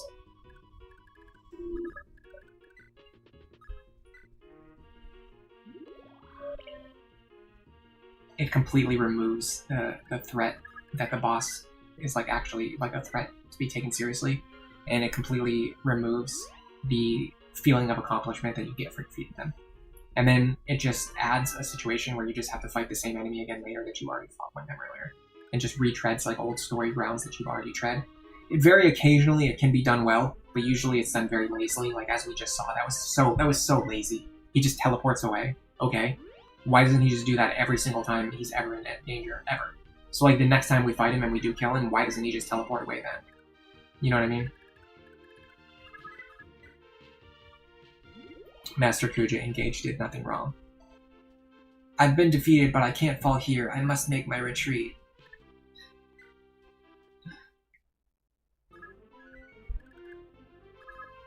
Alright, let's see some good cutscenes. Let's advance the story for the first time in 4 streams. Excellent work, Seliph. Thanks to you, Ulster is finally free from the Empire. I wouldn't get too excited, Lewin. King Bloom yet lives. I assume he fled to Connaught amidst the flurry of Ulster's capture. These sorts of things can't be helped. After all, the war's only just beginning. We're only now starting to carve our foothold in the Thracian Peninsula. And yet the citizens are already also eager to support us. I've seldom seen such joy. For the first time, they've got hope for a future, free from the Empire's abuse. You are the people's last hope, Seliph. But the worst of the war still lies ahead, huh? And yet, I have so much incredible talent fighting by my side. With such amazing men and women with me, I know no challenge will be too great. Yeah, you'll all do just fine, Seliph. Save your progress.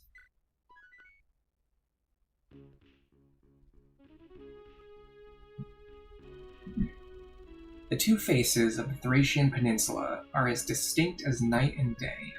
The peninsula's north, once ruled by several small kingdoms, is graced with rich pastures.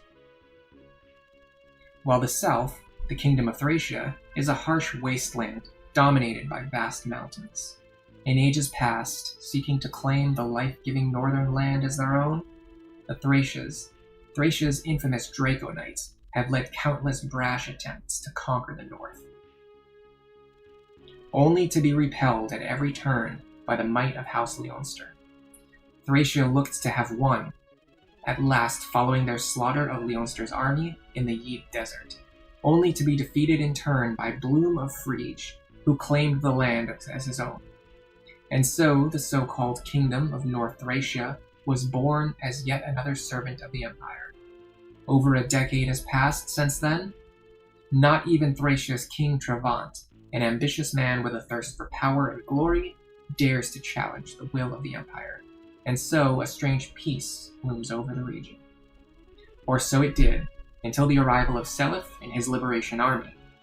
Bloom's defeat at his own capital has abruptly tipped the balance of a Thracian stalemate.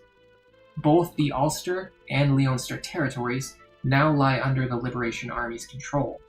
forcing Bloom to retreat to Connaught and muster strength to take Ulster back. The southern Manster Castle, governed by the goddess of lightning, Princess Ishtar, braces itself for the threat of Thracian invaders.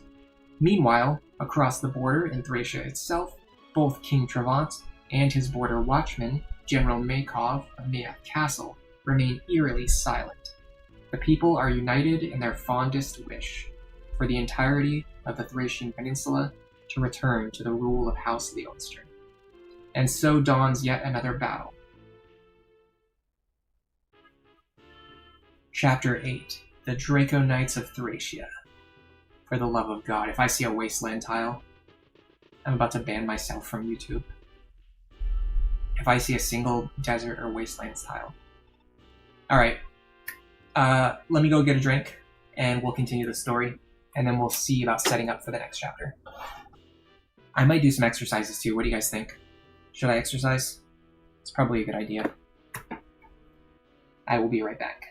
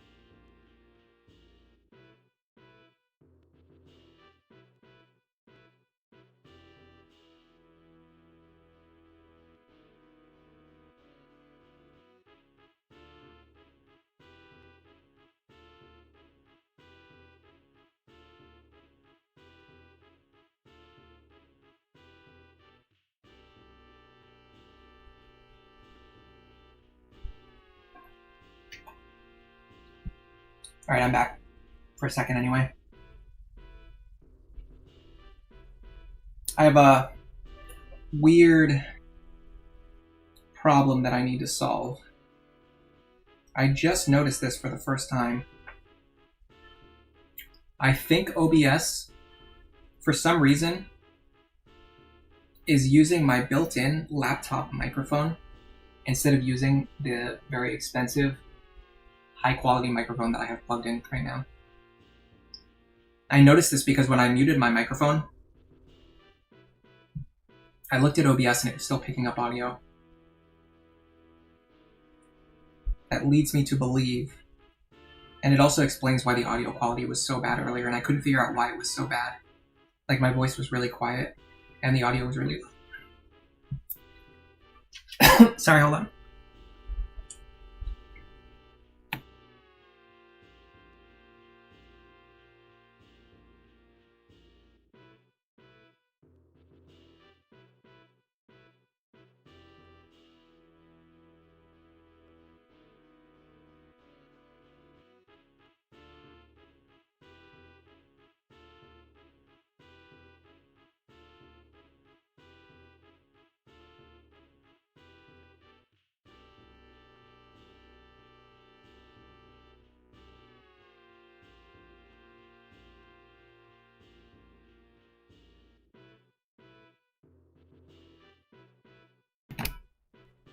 I should have. Excuse me.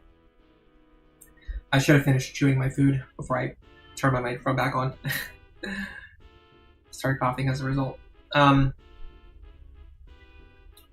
Yeah.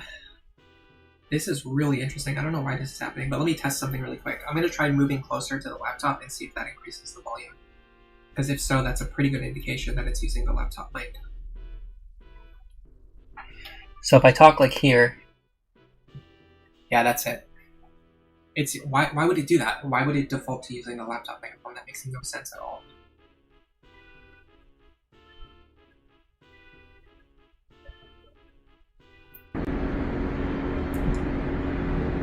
Okay.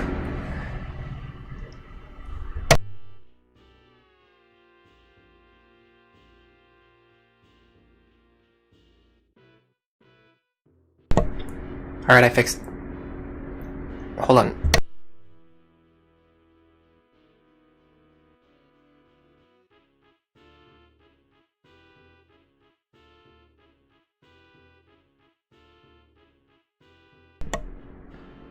Alright. Sorry about that. I fixed it, but then as a result, the volume got extremely loud. Because I was originally, because it was, like I said, it was using the laptop microphone earlier by default, and I didn't even realize it was doing that. And so, as a result, I had to like turn the volume way up in order to get you know, to even register my voice. And then now when I actually switched it back over to the microphone that it should have been using, that caused another separate weird problem where now the volume was turned way up and it should not have been. Let me turn it down just a little bit more.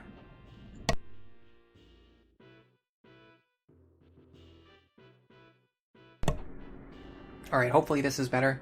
You guys are going to have to let me know if the audio quality is really bad or really good now. It should be better than what it was before I just went on that break. I'm a little worried that it's still too loud, but I'm not sure. Everyone's laughing at the joke that I made about the forest and the forest tiles and the wasteland tiles. Yeah, I'm not joking. I'll delete my channel if I have to go through another desert like that. Yeah, I think we're a little bit too loud now, but it's like it's such a small, it's like a very small adjustment that I have to make. Let me just go like this.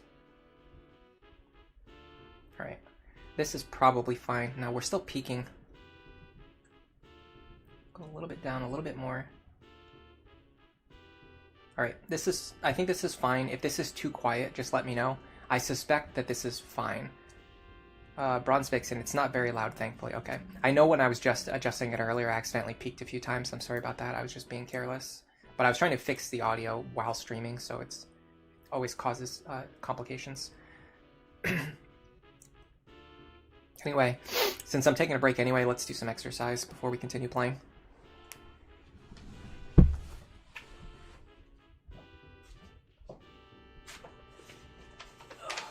I'll leave my microphone on for this. You guys get to hear me exercising. Just gonna do some light exercise. Actually, let me do some stretches first. That way I don't injure myself. Hazel Cord, welcome to the stream. You just got here. Did you miss very much? We just finished up chapter, whatever the last chapter was, and we're getting ready to do a bunch of like story and cutscenes. But before that, I'm gonna take a really quick break, stretch a little bit, do some very light exercises. Also, I just fixed my microphone, so you came at the perfect time, because for the first hour and a half of this stream, the mic quality was terrible, and nobody told me. Thank you, guys. It's not your fault, though. Alright. Yeah, I'm just stretching right now. You guys get to hear me stretch. Chapter 7 is the one we finished, and we're about to start Chapter 8. Okay, cool. Thank you, Muktos.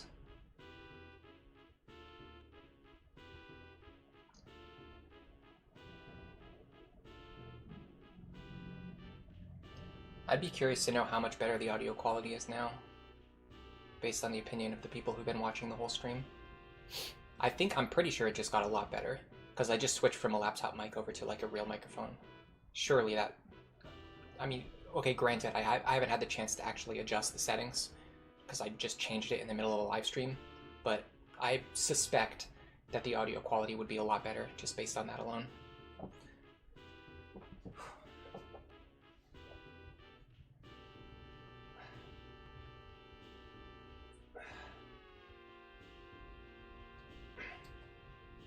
really grunt very loud when I exercise. I don't. Some people do. I don't do that. You might hear like a quiet grunt.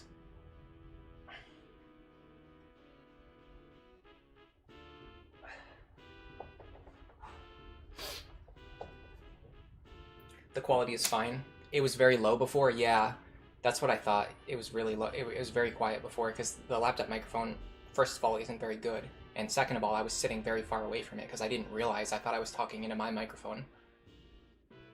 I can't believe that happened. That's so weird. Luckily, I don't think I actually recorded anything this week that required the microphone. No, I just recorded like gameplay footage and then I did the voiceover separately. So it should be fine. Shouldn't be any long-term issues. Like there's not going to be problems with any of my future videos or anything like that. Honestly, as a general rule, I never want any software, like ever, to pick up my laptop microphone sound. If any, I've actually uninstalled the driver before, but then it just like reinstalls itself later. It's kind of annoying. Alright. Oh, curses. Never did I imagine that the rebels could pose such a threat.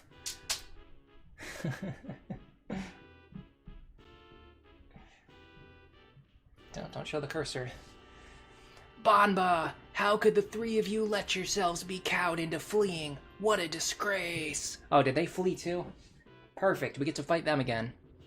1,000 apologies, my lord. However, you've nothing to worry about anymore. Even as we speak, General Mohammed prepares his brigade to lay siege to Ulster, and General Ovo's cavalry are en route to Leonster. We too shall rejoin the fray shortly. Ha! Don't you dare fail me this time. And what of King Trevant? Why are the promised Thracian reinforcements nowhere to be seen? We've yet to receive any response to any of our messengers so far. Gah! What in the blazes is that snake thinking? King Trevant is an ambitious man. To blindly trust him would be foolish. No matter.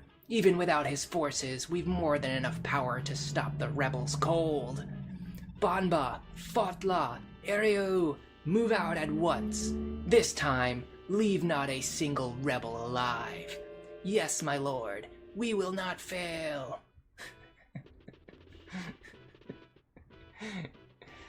You're really hyped for next week's video? Me too. It's gonna be awesome. I have to do a lot of editing this week though. The tricky part is I have to do most of my editing on Mondays and like Tuesdays. And then it's just like, if I can't get enough done on Monday and Tuesday, then that's pretty much it. Because like for the rest of the week, I just have like a more limited amount of time to just fix up like any small things that need to be added or things that need to be done. But for the majority of the part, like if I'm going to release a video at the end of the week, it usually needs to be like 90% finished by like Tuesday. I wish I could get further ahead too. I wish I could make like a backlog, like make a bunch of videos and just have them ready to publish like for weeks and weeks in advance. But I just can never seem to figure it out. Like no matter how much I try to build a backlog, what always happens is that I just end up just like catching back up with myself, and then I'm just doing the same thing. I'm just struggling to release a video every week.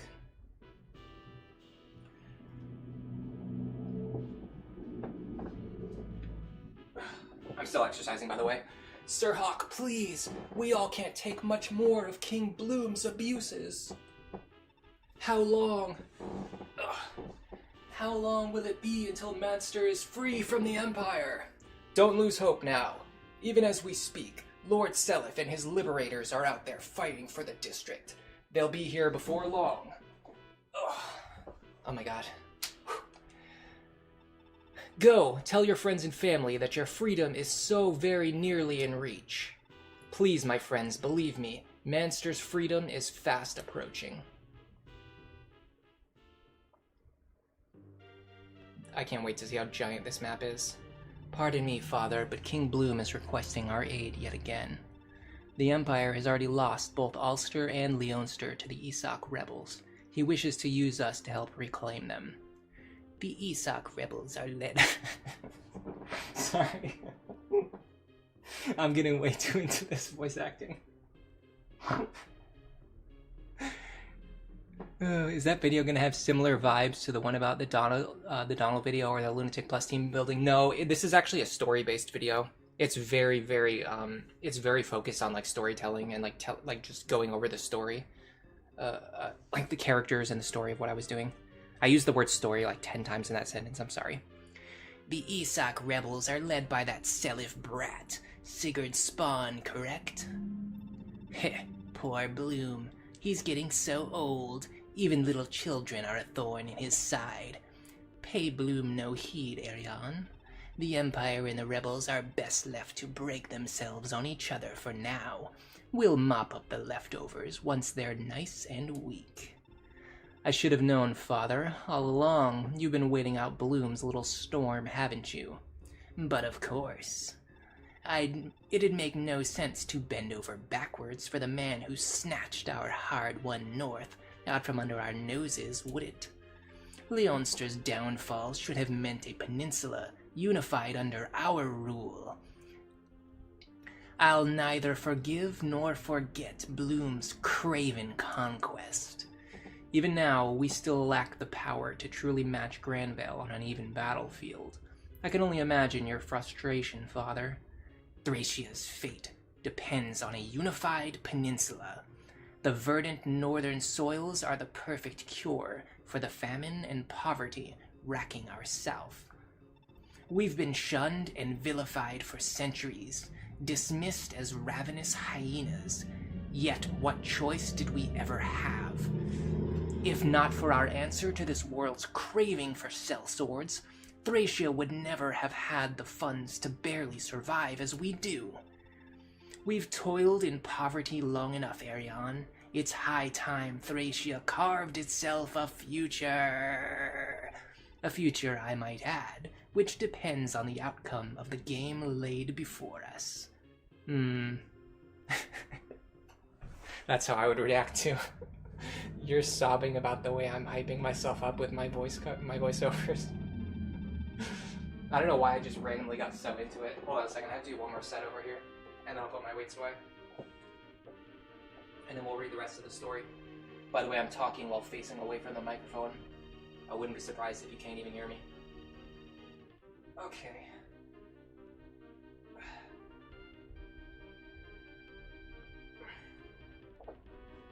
I think I'm going to see about maybe going out to eat today. After I finish this stream. That would be nice. It might be too late though. Oh, God. That one was tough. It just depends on how things go today. Alright. I'm putting everything away. I'm gonna sit back down. I'm gonna stop being so weird. Do some normal voice acting for once.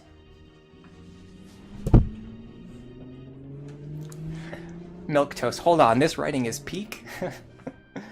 I mean, everyone thinks the story in this game is really good. There's definitely been a lot of moments that I enjoyed a lot. It's just the gameplay, my man. The gameplay is just not it for me. I don't know what I don't know. I just can't really see it. I can't see what everybody else sees. At least when it comes to the gameplay and like presentation.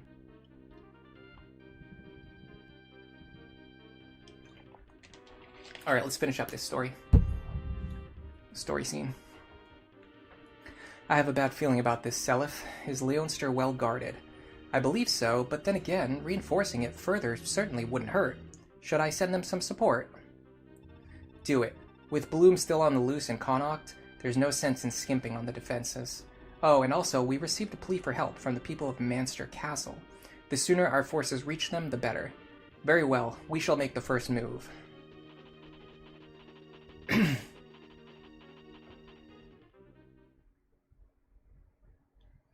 Okay, we're here. So, let's take a look at this castle. So this is Ulster.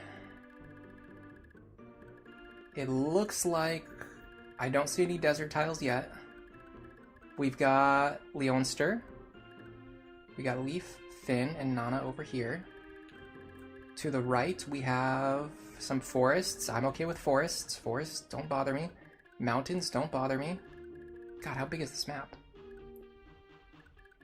Oh, this is Muhammad they were talking about a second ago in the story. Oh, cool, he has a brave lance and a brave bow. That's really scary. Oh god, I hate Pavis. Just get rid of it. Some villages that are badly in need of rescuing. I have no idea how I would get to this village. Excuse me. This is King Bloom. I guess he's a baron now.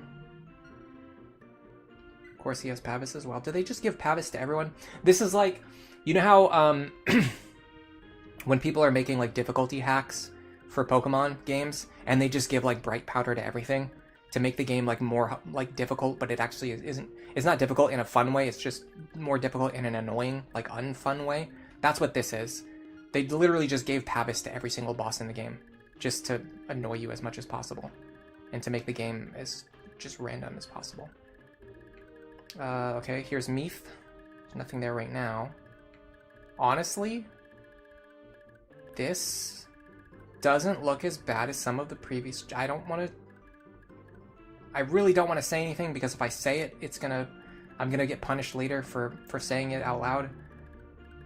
But right now, this does not look as bad as some of the previous chapters. As far as I can tell, the only thing we need to do is send our characters up here, take out Connacht, and then we would go south to Manster, and then further south to Meath, and that's it. It's a lot more linear. There's no back and forth. It looks like it's just a straight line. I mean, it's still a big map. It's still a long journey, but it looks so much more linear, which means no backtracking, and there's no deserts, and there's no wasteland tiles. I love all of that. I love every single thing about that. All right, let's go in here. We got some characters who badly need to be promoted, I believe.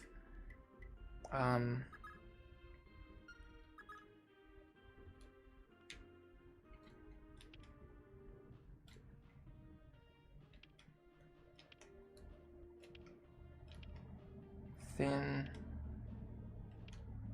Ares. Here we go, Arthur. Okay, there's Arthur.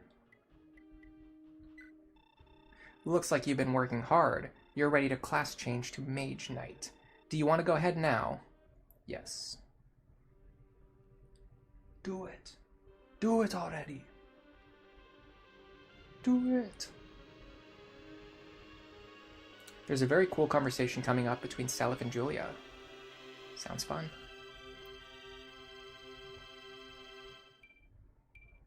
Oh wow, he's actually wearing plate armor. That is definitely putting the knight in Mage Knight. Cool. Does he get sword access? He does. So this is more like the Dark Knight class in Awakening. And less like the Mage Knight class in like FE8 or whatever, where it's like a horse unit, but it's like tomes and stabs. This is like tomes and swords. Cool. Oh, he has a talk conversation with Femina too. I don't think anyone else was close to leveling up or even really there.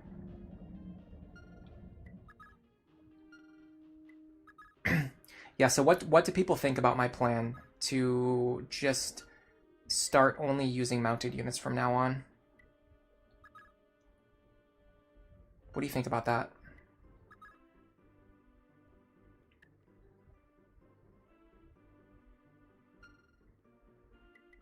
I'll use Julia, Seliph, and then everyone else I'm just only going to use mounted units from now on.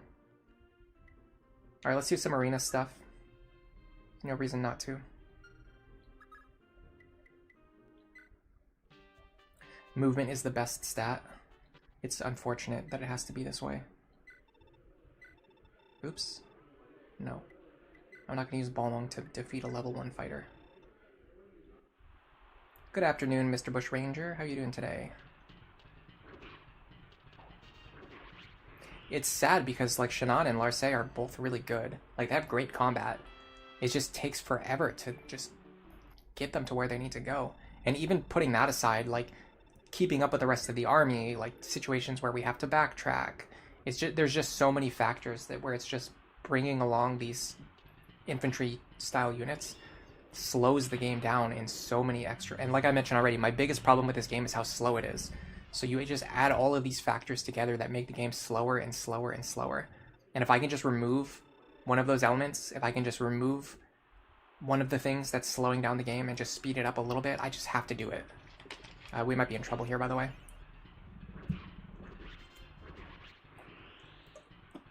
Never mind. Why would I think that Shannon would be in trouble? You've been lurking for maybe an hour now, but you think you can finally tune in. Oh, okay, cool.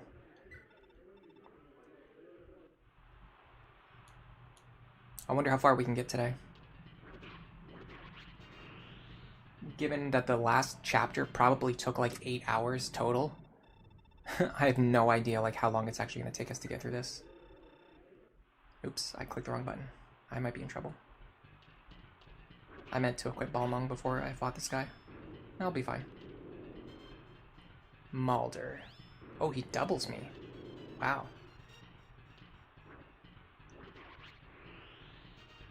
I don't know for sure, but I think it took about 8 hours. I mean, I can find out pretty fast. So we played 90 minutes today.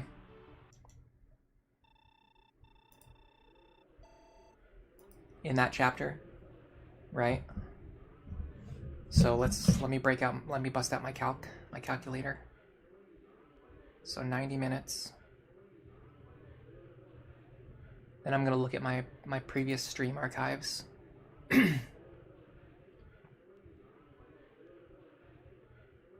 I've been clearing my throat a lot today.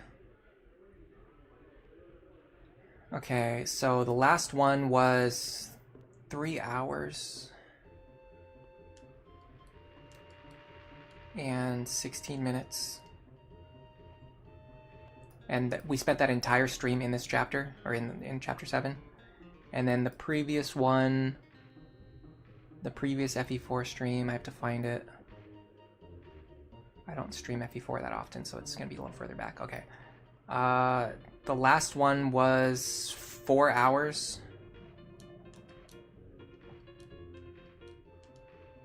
And 18 minutes. So we spent 7.5 hours. We spent 7.5 hours in chapter 7. Granted, a lot of that time was spent like talking to chat, getting up, taking breaks, exercising, and so forth. But still, 7.5 hours to just finish streaming that chapter. You can understand why I'm just exhausted on desert tiles. And by the way, I think like the previous chapter also had desert tiles, and the one before that, before the time skip, also had desert tiles. Yeah, this game, like each like quote unquote chapter in this game is actually like 3 or 4 chapters in like a regular Fire Emblem game. I think there's only... Is there only 10 I think there's 10 chapters in this game, or there's 12 chapters in this game. I can't remember which one it is, but it's a very small number. But if you multiply that number by 3, it makes a lot more sense. So like say there's only 10 chapters in this game, but each one is the length of like 3 chapters. So this is really like a 30 chapter long game. It's just the chapters are like combined together into like really big chapters. Which also means we're like 80% of the way through the game now. Even though we're only on chapter 8. I think it's 10 chapters. I could be wrong. If I'm wrong, someone correct me. Okay, cool. We cleared out the arena. Now we're going to repair all of our gear.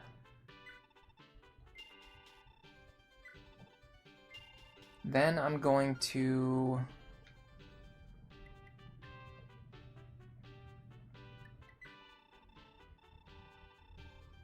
sell the bargain band.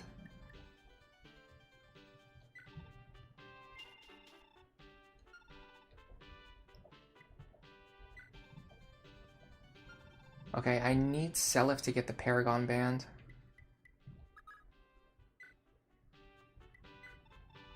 I don't have enough money right now. But I need to level this kid up. Alright, so let's start fighting. I'll start with the Slim Sword, and then I'll upgrade to the Silver Sword, and then the Brave Sword when I need to. Try to save a little bit on weapon charges. Okay, it is 12 chapters. Okay. I couldn't remember if it was 10 or 12. Wow, that guy had 0 hit against Salif. That's cool.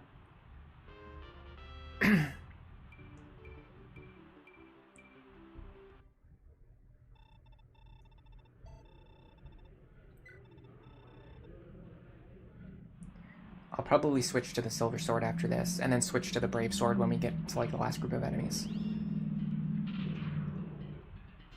Just because I don't really want to risk him losing a fight and then dropping to 1 HP.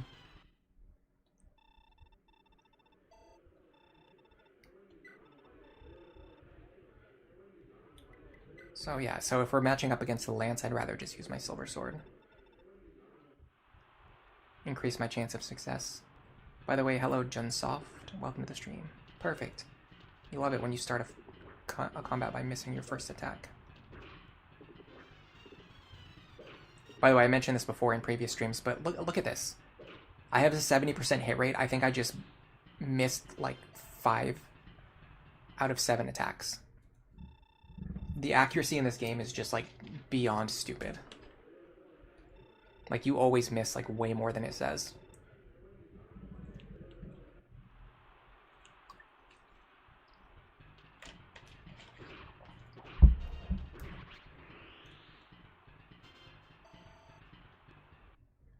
Alright, I'm going to switch to the Brave Sword now. Especially with my accuracy problems. I just don't want to miss. I don't want to risk like missing attacks. Yeah, it's partially because of 1RN.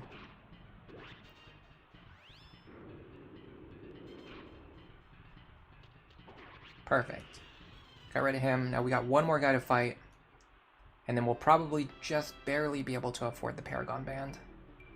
Which is actually not that good, because we also need to repair our equipment. Yeah, I actually don't think we're going to be able to afford it at all. This should be the last guy. He probably has Pavis, if I know this game. Yep, there you go.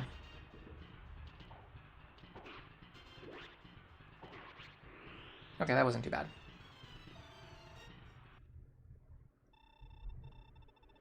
Yeah, we're actually not going to have enough. Oh, never mind, there's one more guy. Swordmaster.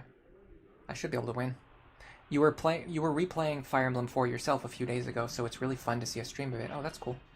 This is my first playthrough. Oh, we are in trouble. Okay, we cannot beat Xenon. Good to know.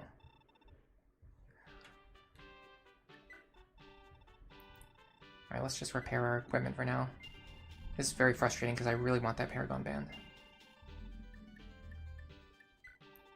Maybe I sell the barrier ring and then buy it.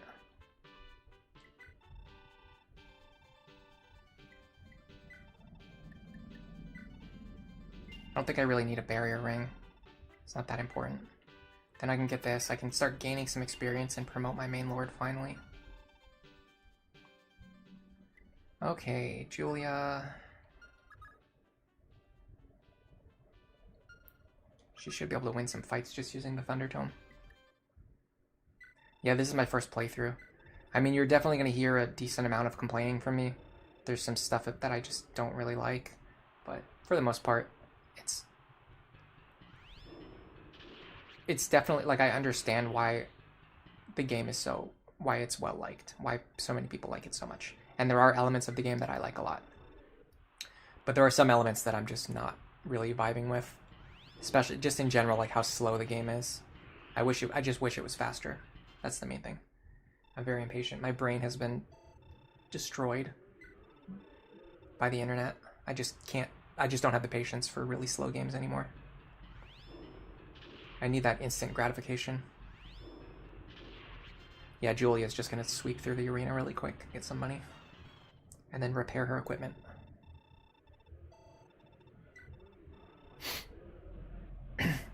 That also unfortunately means we still have like 5 chapters to go. I thought we were closer to the end. Which means we're probably going to be at this for like another half a year. And that's not an exaggeration. It's probably going to take me another 5 or 6 months to finish this.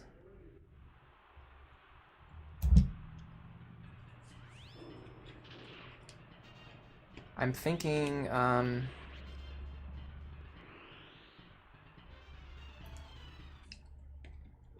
trying to decide what I want to stream next week.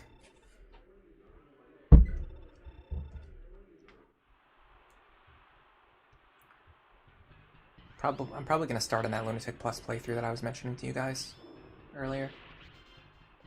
Because now that I have the idea, I want to do it as soon as possible. I actually considered rescheduling today's stream, like like an hour before stream today.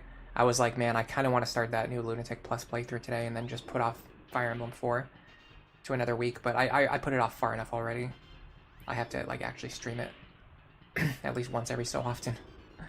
I try to stream it once a month, but usually it's more like every 5 or 6 weeks. Jinsoft, it's your favorite Fire Emblem, but you understand that some of the complaints that people have too. Yeah, it goes both ways. It goes both ways.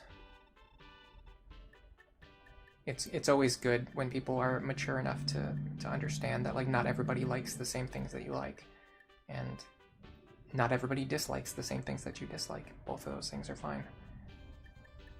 All right, man, I actually kind of want a heal staff for her. Is there any way I can get her a heal staff? Let's see.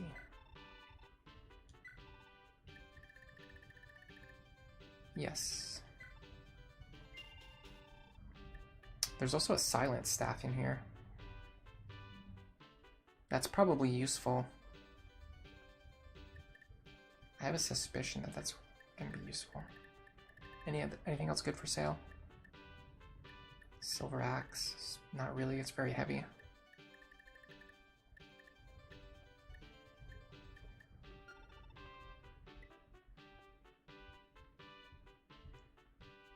Can she not use the Thoron Tome? She has B rank Thunder, and Thoron is A rank Thunder. Okay, she needs to sell that to the pawnbroker.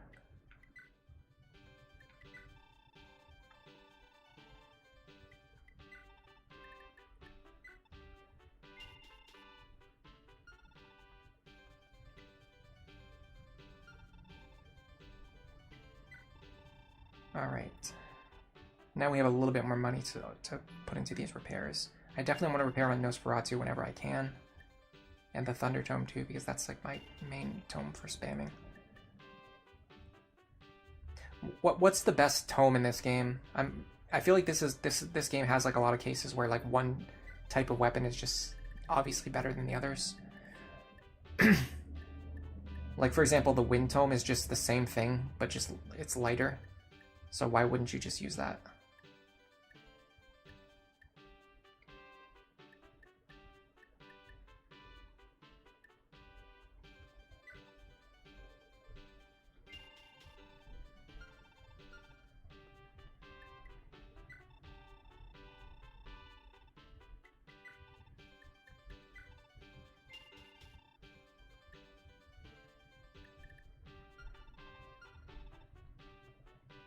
Do I have anyone else who uses light magic? She has Star, which I guess is maybe the highest ranking.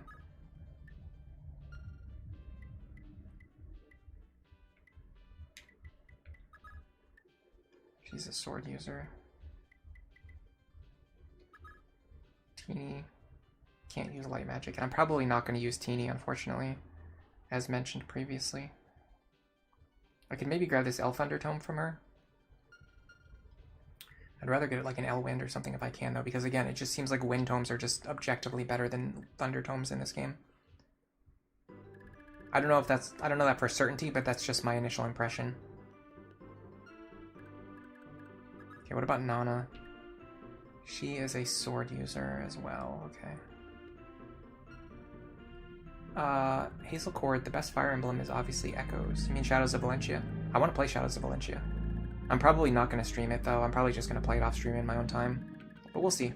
If there's like a really high demand for me to stream it, and if people think that it's a good game like for streaming, I might stream the first playthrough.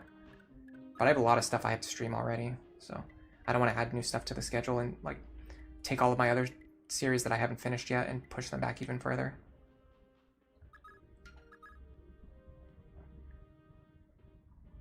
Yeah, I think the smartest thing to do would actually be to start getting my good weapons and moving them over to my characters that I'm actually going to be using, and getting them out of the hands of the characters that I'm not using. Having said that, I probably want to make sure that my bench units at least have like some equipment. That way if the main castle gets attacked, they can go outside and fight the enemies.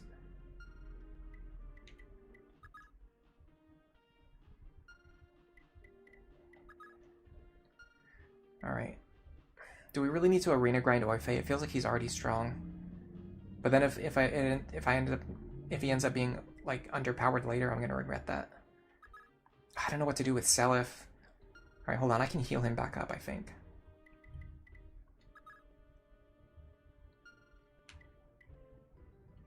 Problem is I have to do it with somebody who I'm not going to be moving later, which would just be exactly Lana.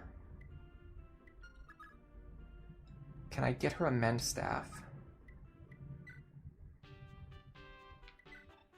Problem is she doesn't have a lot of money to repair her existing staves.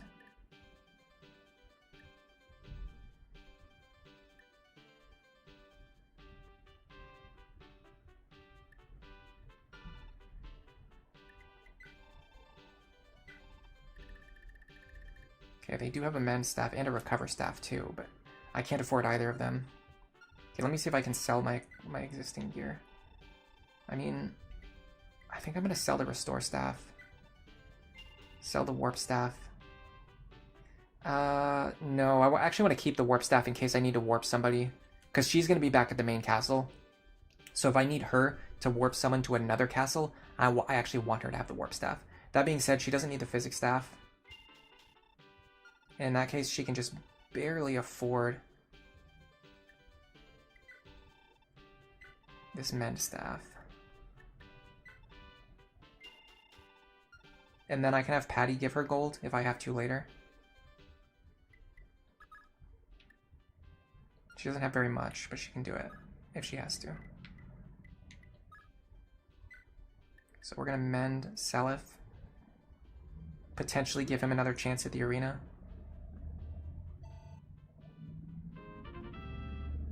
I don't want to use save state abuse, is the problem, but it would be much better if I did.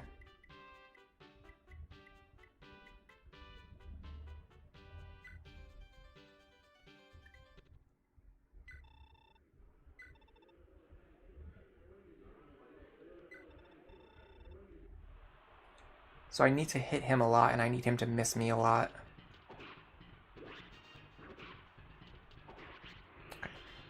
I don't know why that went so bad last time. Our hit rate is so much higher than his. I guess it's just another one of those 1RN things.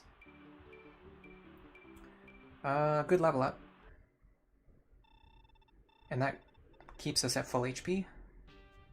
And it gets us the gold we need. And actually we got a good boss kill with the Paragon Band too. Okay, so we're gonna bring Seliph and Julia with us. And in fact, did they have a talk conversation? Okay, so let's move Seliph first.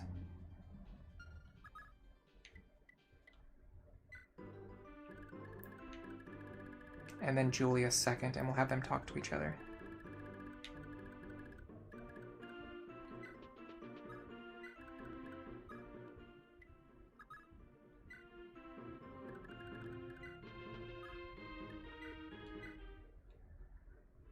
Lord Seliph. Oh, Julia, is something the matter? I'm scared. I sense an evil presence. Something dark, and it's closing in. What do you mean? Seliph, be on your guard. Ishtar is a fierce foe. You cannot fight her. You must not. Julia, what's happening to you? What in the world just... Julia, you're... Okay, weird.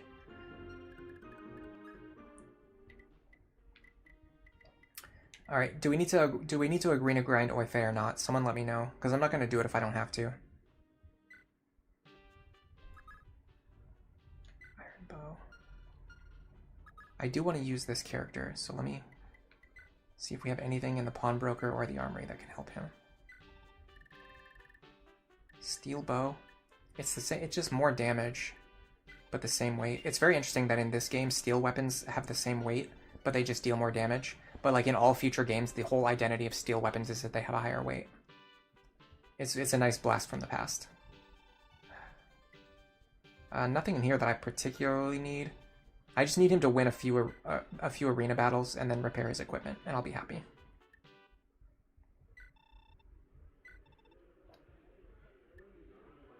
I'm just going to use the steel bow, I don't care. He's not going to run out of charges anytime soon. By the way, it's been raining all day long today. In a sense, it's good that it's not snowing, but I don't love the fact that it's raining, especially freezing, because it's so cold that it's going to be freezing rain too. Nice fighting, mate. Here's your reward. I have to be a little bit careful because I don't want him to drop to 1 HP. So I need to like send him out, or I need to back off at a point where I can't win any more fights. Like that was pretty scary. If I missed and he hit, that would have been, excuse me, that would have been an instant loss. Like a paladin, I don't think, excuse me. Hold on a second, sorry.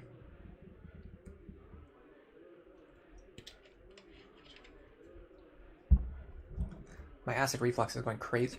It's crazy right now. Now I'm hiccuping too. That's not good. Because I have acid reflux, if I start hiccuping, it usually doesn't go away for like an hour. It's so annoying.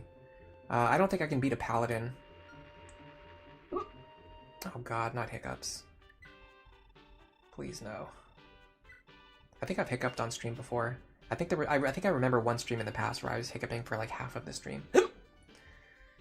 Oh my god, guys, I'm sorry. Hold on a second.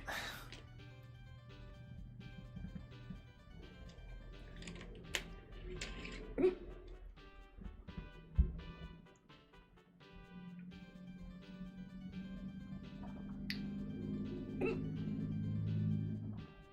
gonna try holding my breath for a while and see if the hiccups go away.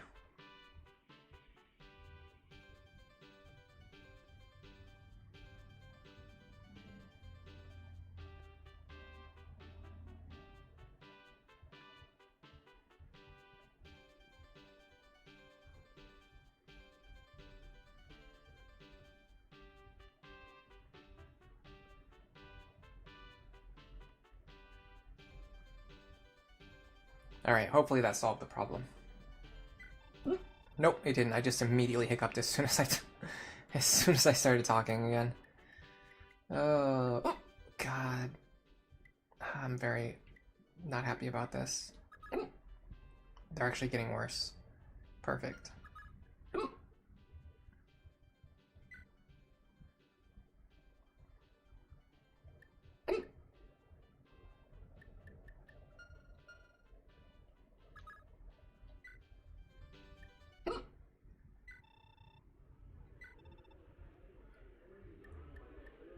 Hazel, you're laughing. I wish it was funny. It's really not. Oh my god, really? Like, actually? My body is betraying me right now. Honestly, I might have to end the stream soon. I can't. I don't want to. I really don't want to. I actually wanted to stream for a little bit longer today. But I can't. I just can't. I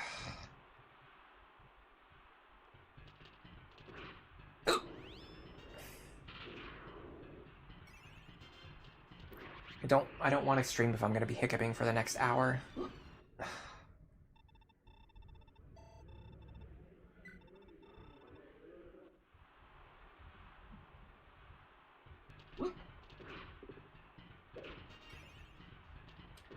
Astro.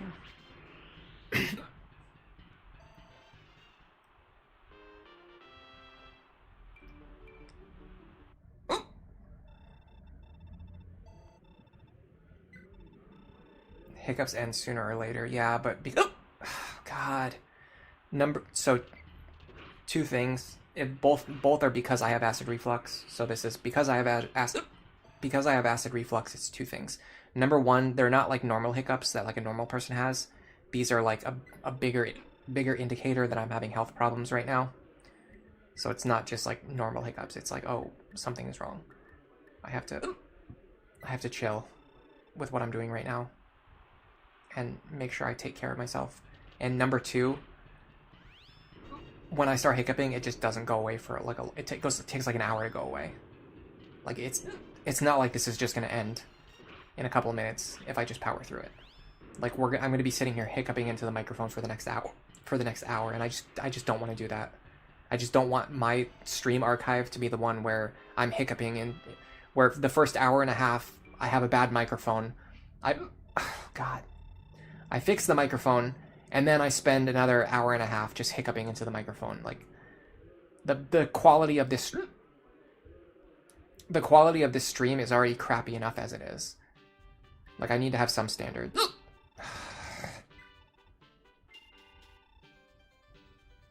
Snow warning, what's your favorite anti-hiccup treatment? There's none that work for me.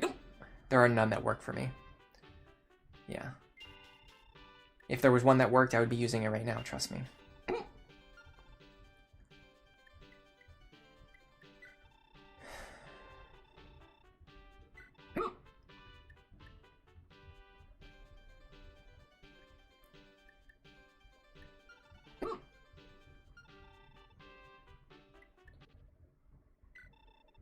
Let me finish training Larse, and then I'm gonna. Let me finish training Larse, and then I'm gonna decide what I want to do. But I have a feeling I know what I want to do, and it's to end the stream early because I just can't. Hazel Cord says, "Stay strong, King. I wish." Oh my God, really? Come on, man. Why don't you proc Pavis a few more times? That could be fun. Just 10 more times in a row, please. Snow warning, you've never had much success with them either. The only one that works for you was constantly swallowing small amounts of water to disrupt it. Yeah, drinking water doesn't work for me. When I do it, I just start hiccuping like with water in my mouth, and it's really uncomfortable. And then holding my breath doesn't work. It's trying to scare myself doesn't work. Whatever other method I can think of, it just doesn't work. Okay, cool. Can she promote yet? Or wait, did we promote? Oh my God. We didn't promote her already. She's just cracked already as a Myrmidon. I could give her the leg ring if I want to give the leg ring to somebody. I think she would be a good candidate for it. And then we could actually use her and like have her keep up with the rest of the army. Because we invested a lot into her build. She has Pursuit, Nihil, Astra, and Luna. And she's obviously very strong. I'm going to think about it. I'll leave it for the next stream. So, yeah, I'm going to have to end the stream early. Oh my God. For what should be very obvious reasons, I'm sure if you're listening to this right now, you understand why this has to happen. I'm going to need to end the stream early today.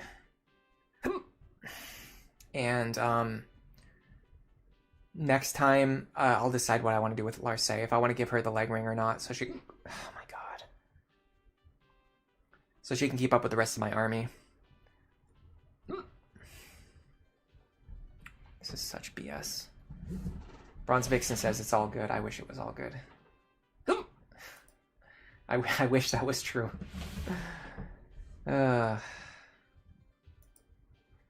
Chris, like AMV, I hope you get better. Thank you very much. I'll be fine. Like in the long, well, actually in the long run, I'm not going to be fine, but in the medium run, I'll be fine. It's just a short-term setback. And then in the long run, it will eventually cause serious problems for me, but that's something I can worry about later in 20 or 30 years. Let's see if I can redirect you to anyone who's not a completely unprofessional idiot. Someone who can actually just manage the most basic elements of streaming. I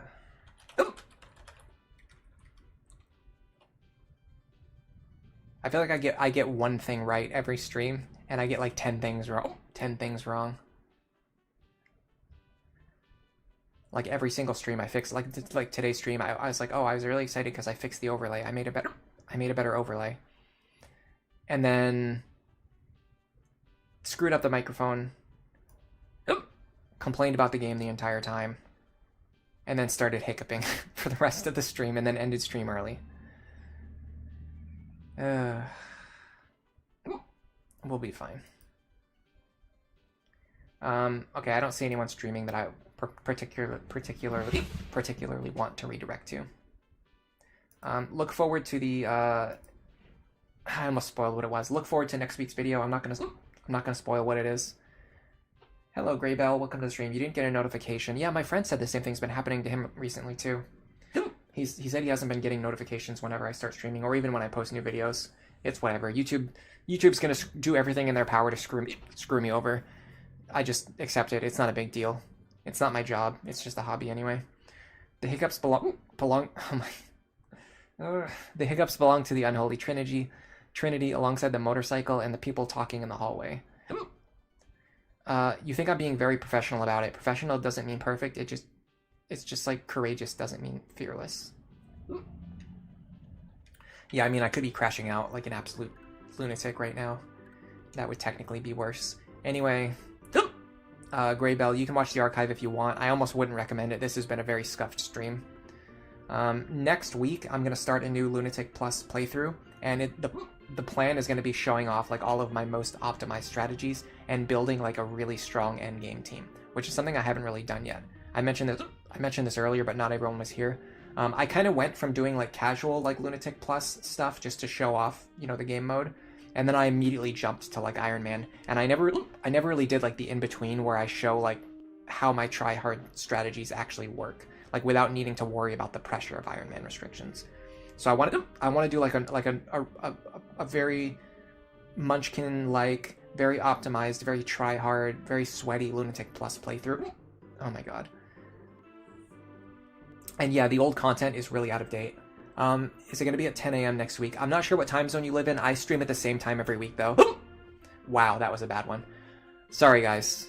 Great, by the way, since you just got here, if you don't know what's happening, I'm having an extremely problematic episode of hiccups right now, and I just have to end the stream.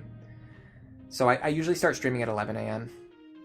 Eastern in America, because that's where I live too. At the same time every week for 10 months now, so if you ever want to catch my stream, that's the time that I'm streaming. And I usually, if I do post a video, I usually post it in the morning before I start streaming. So next week there's probably going to be a really good 90-minute long video first thing in the morning, and then in an ideal world I'll be streaming Lunatic Plus for like 8 hours.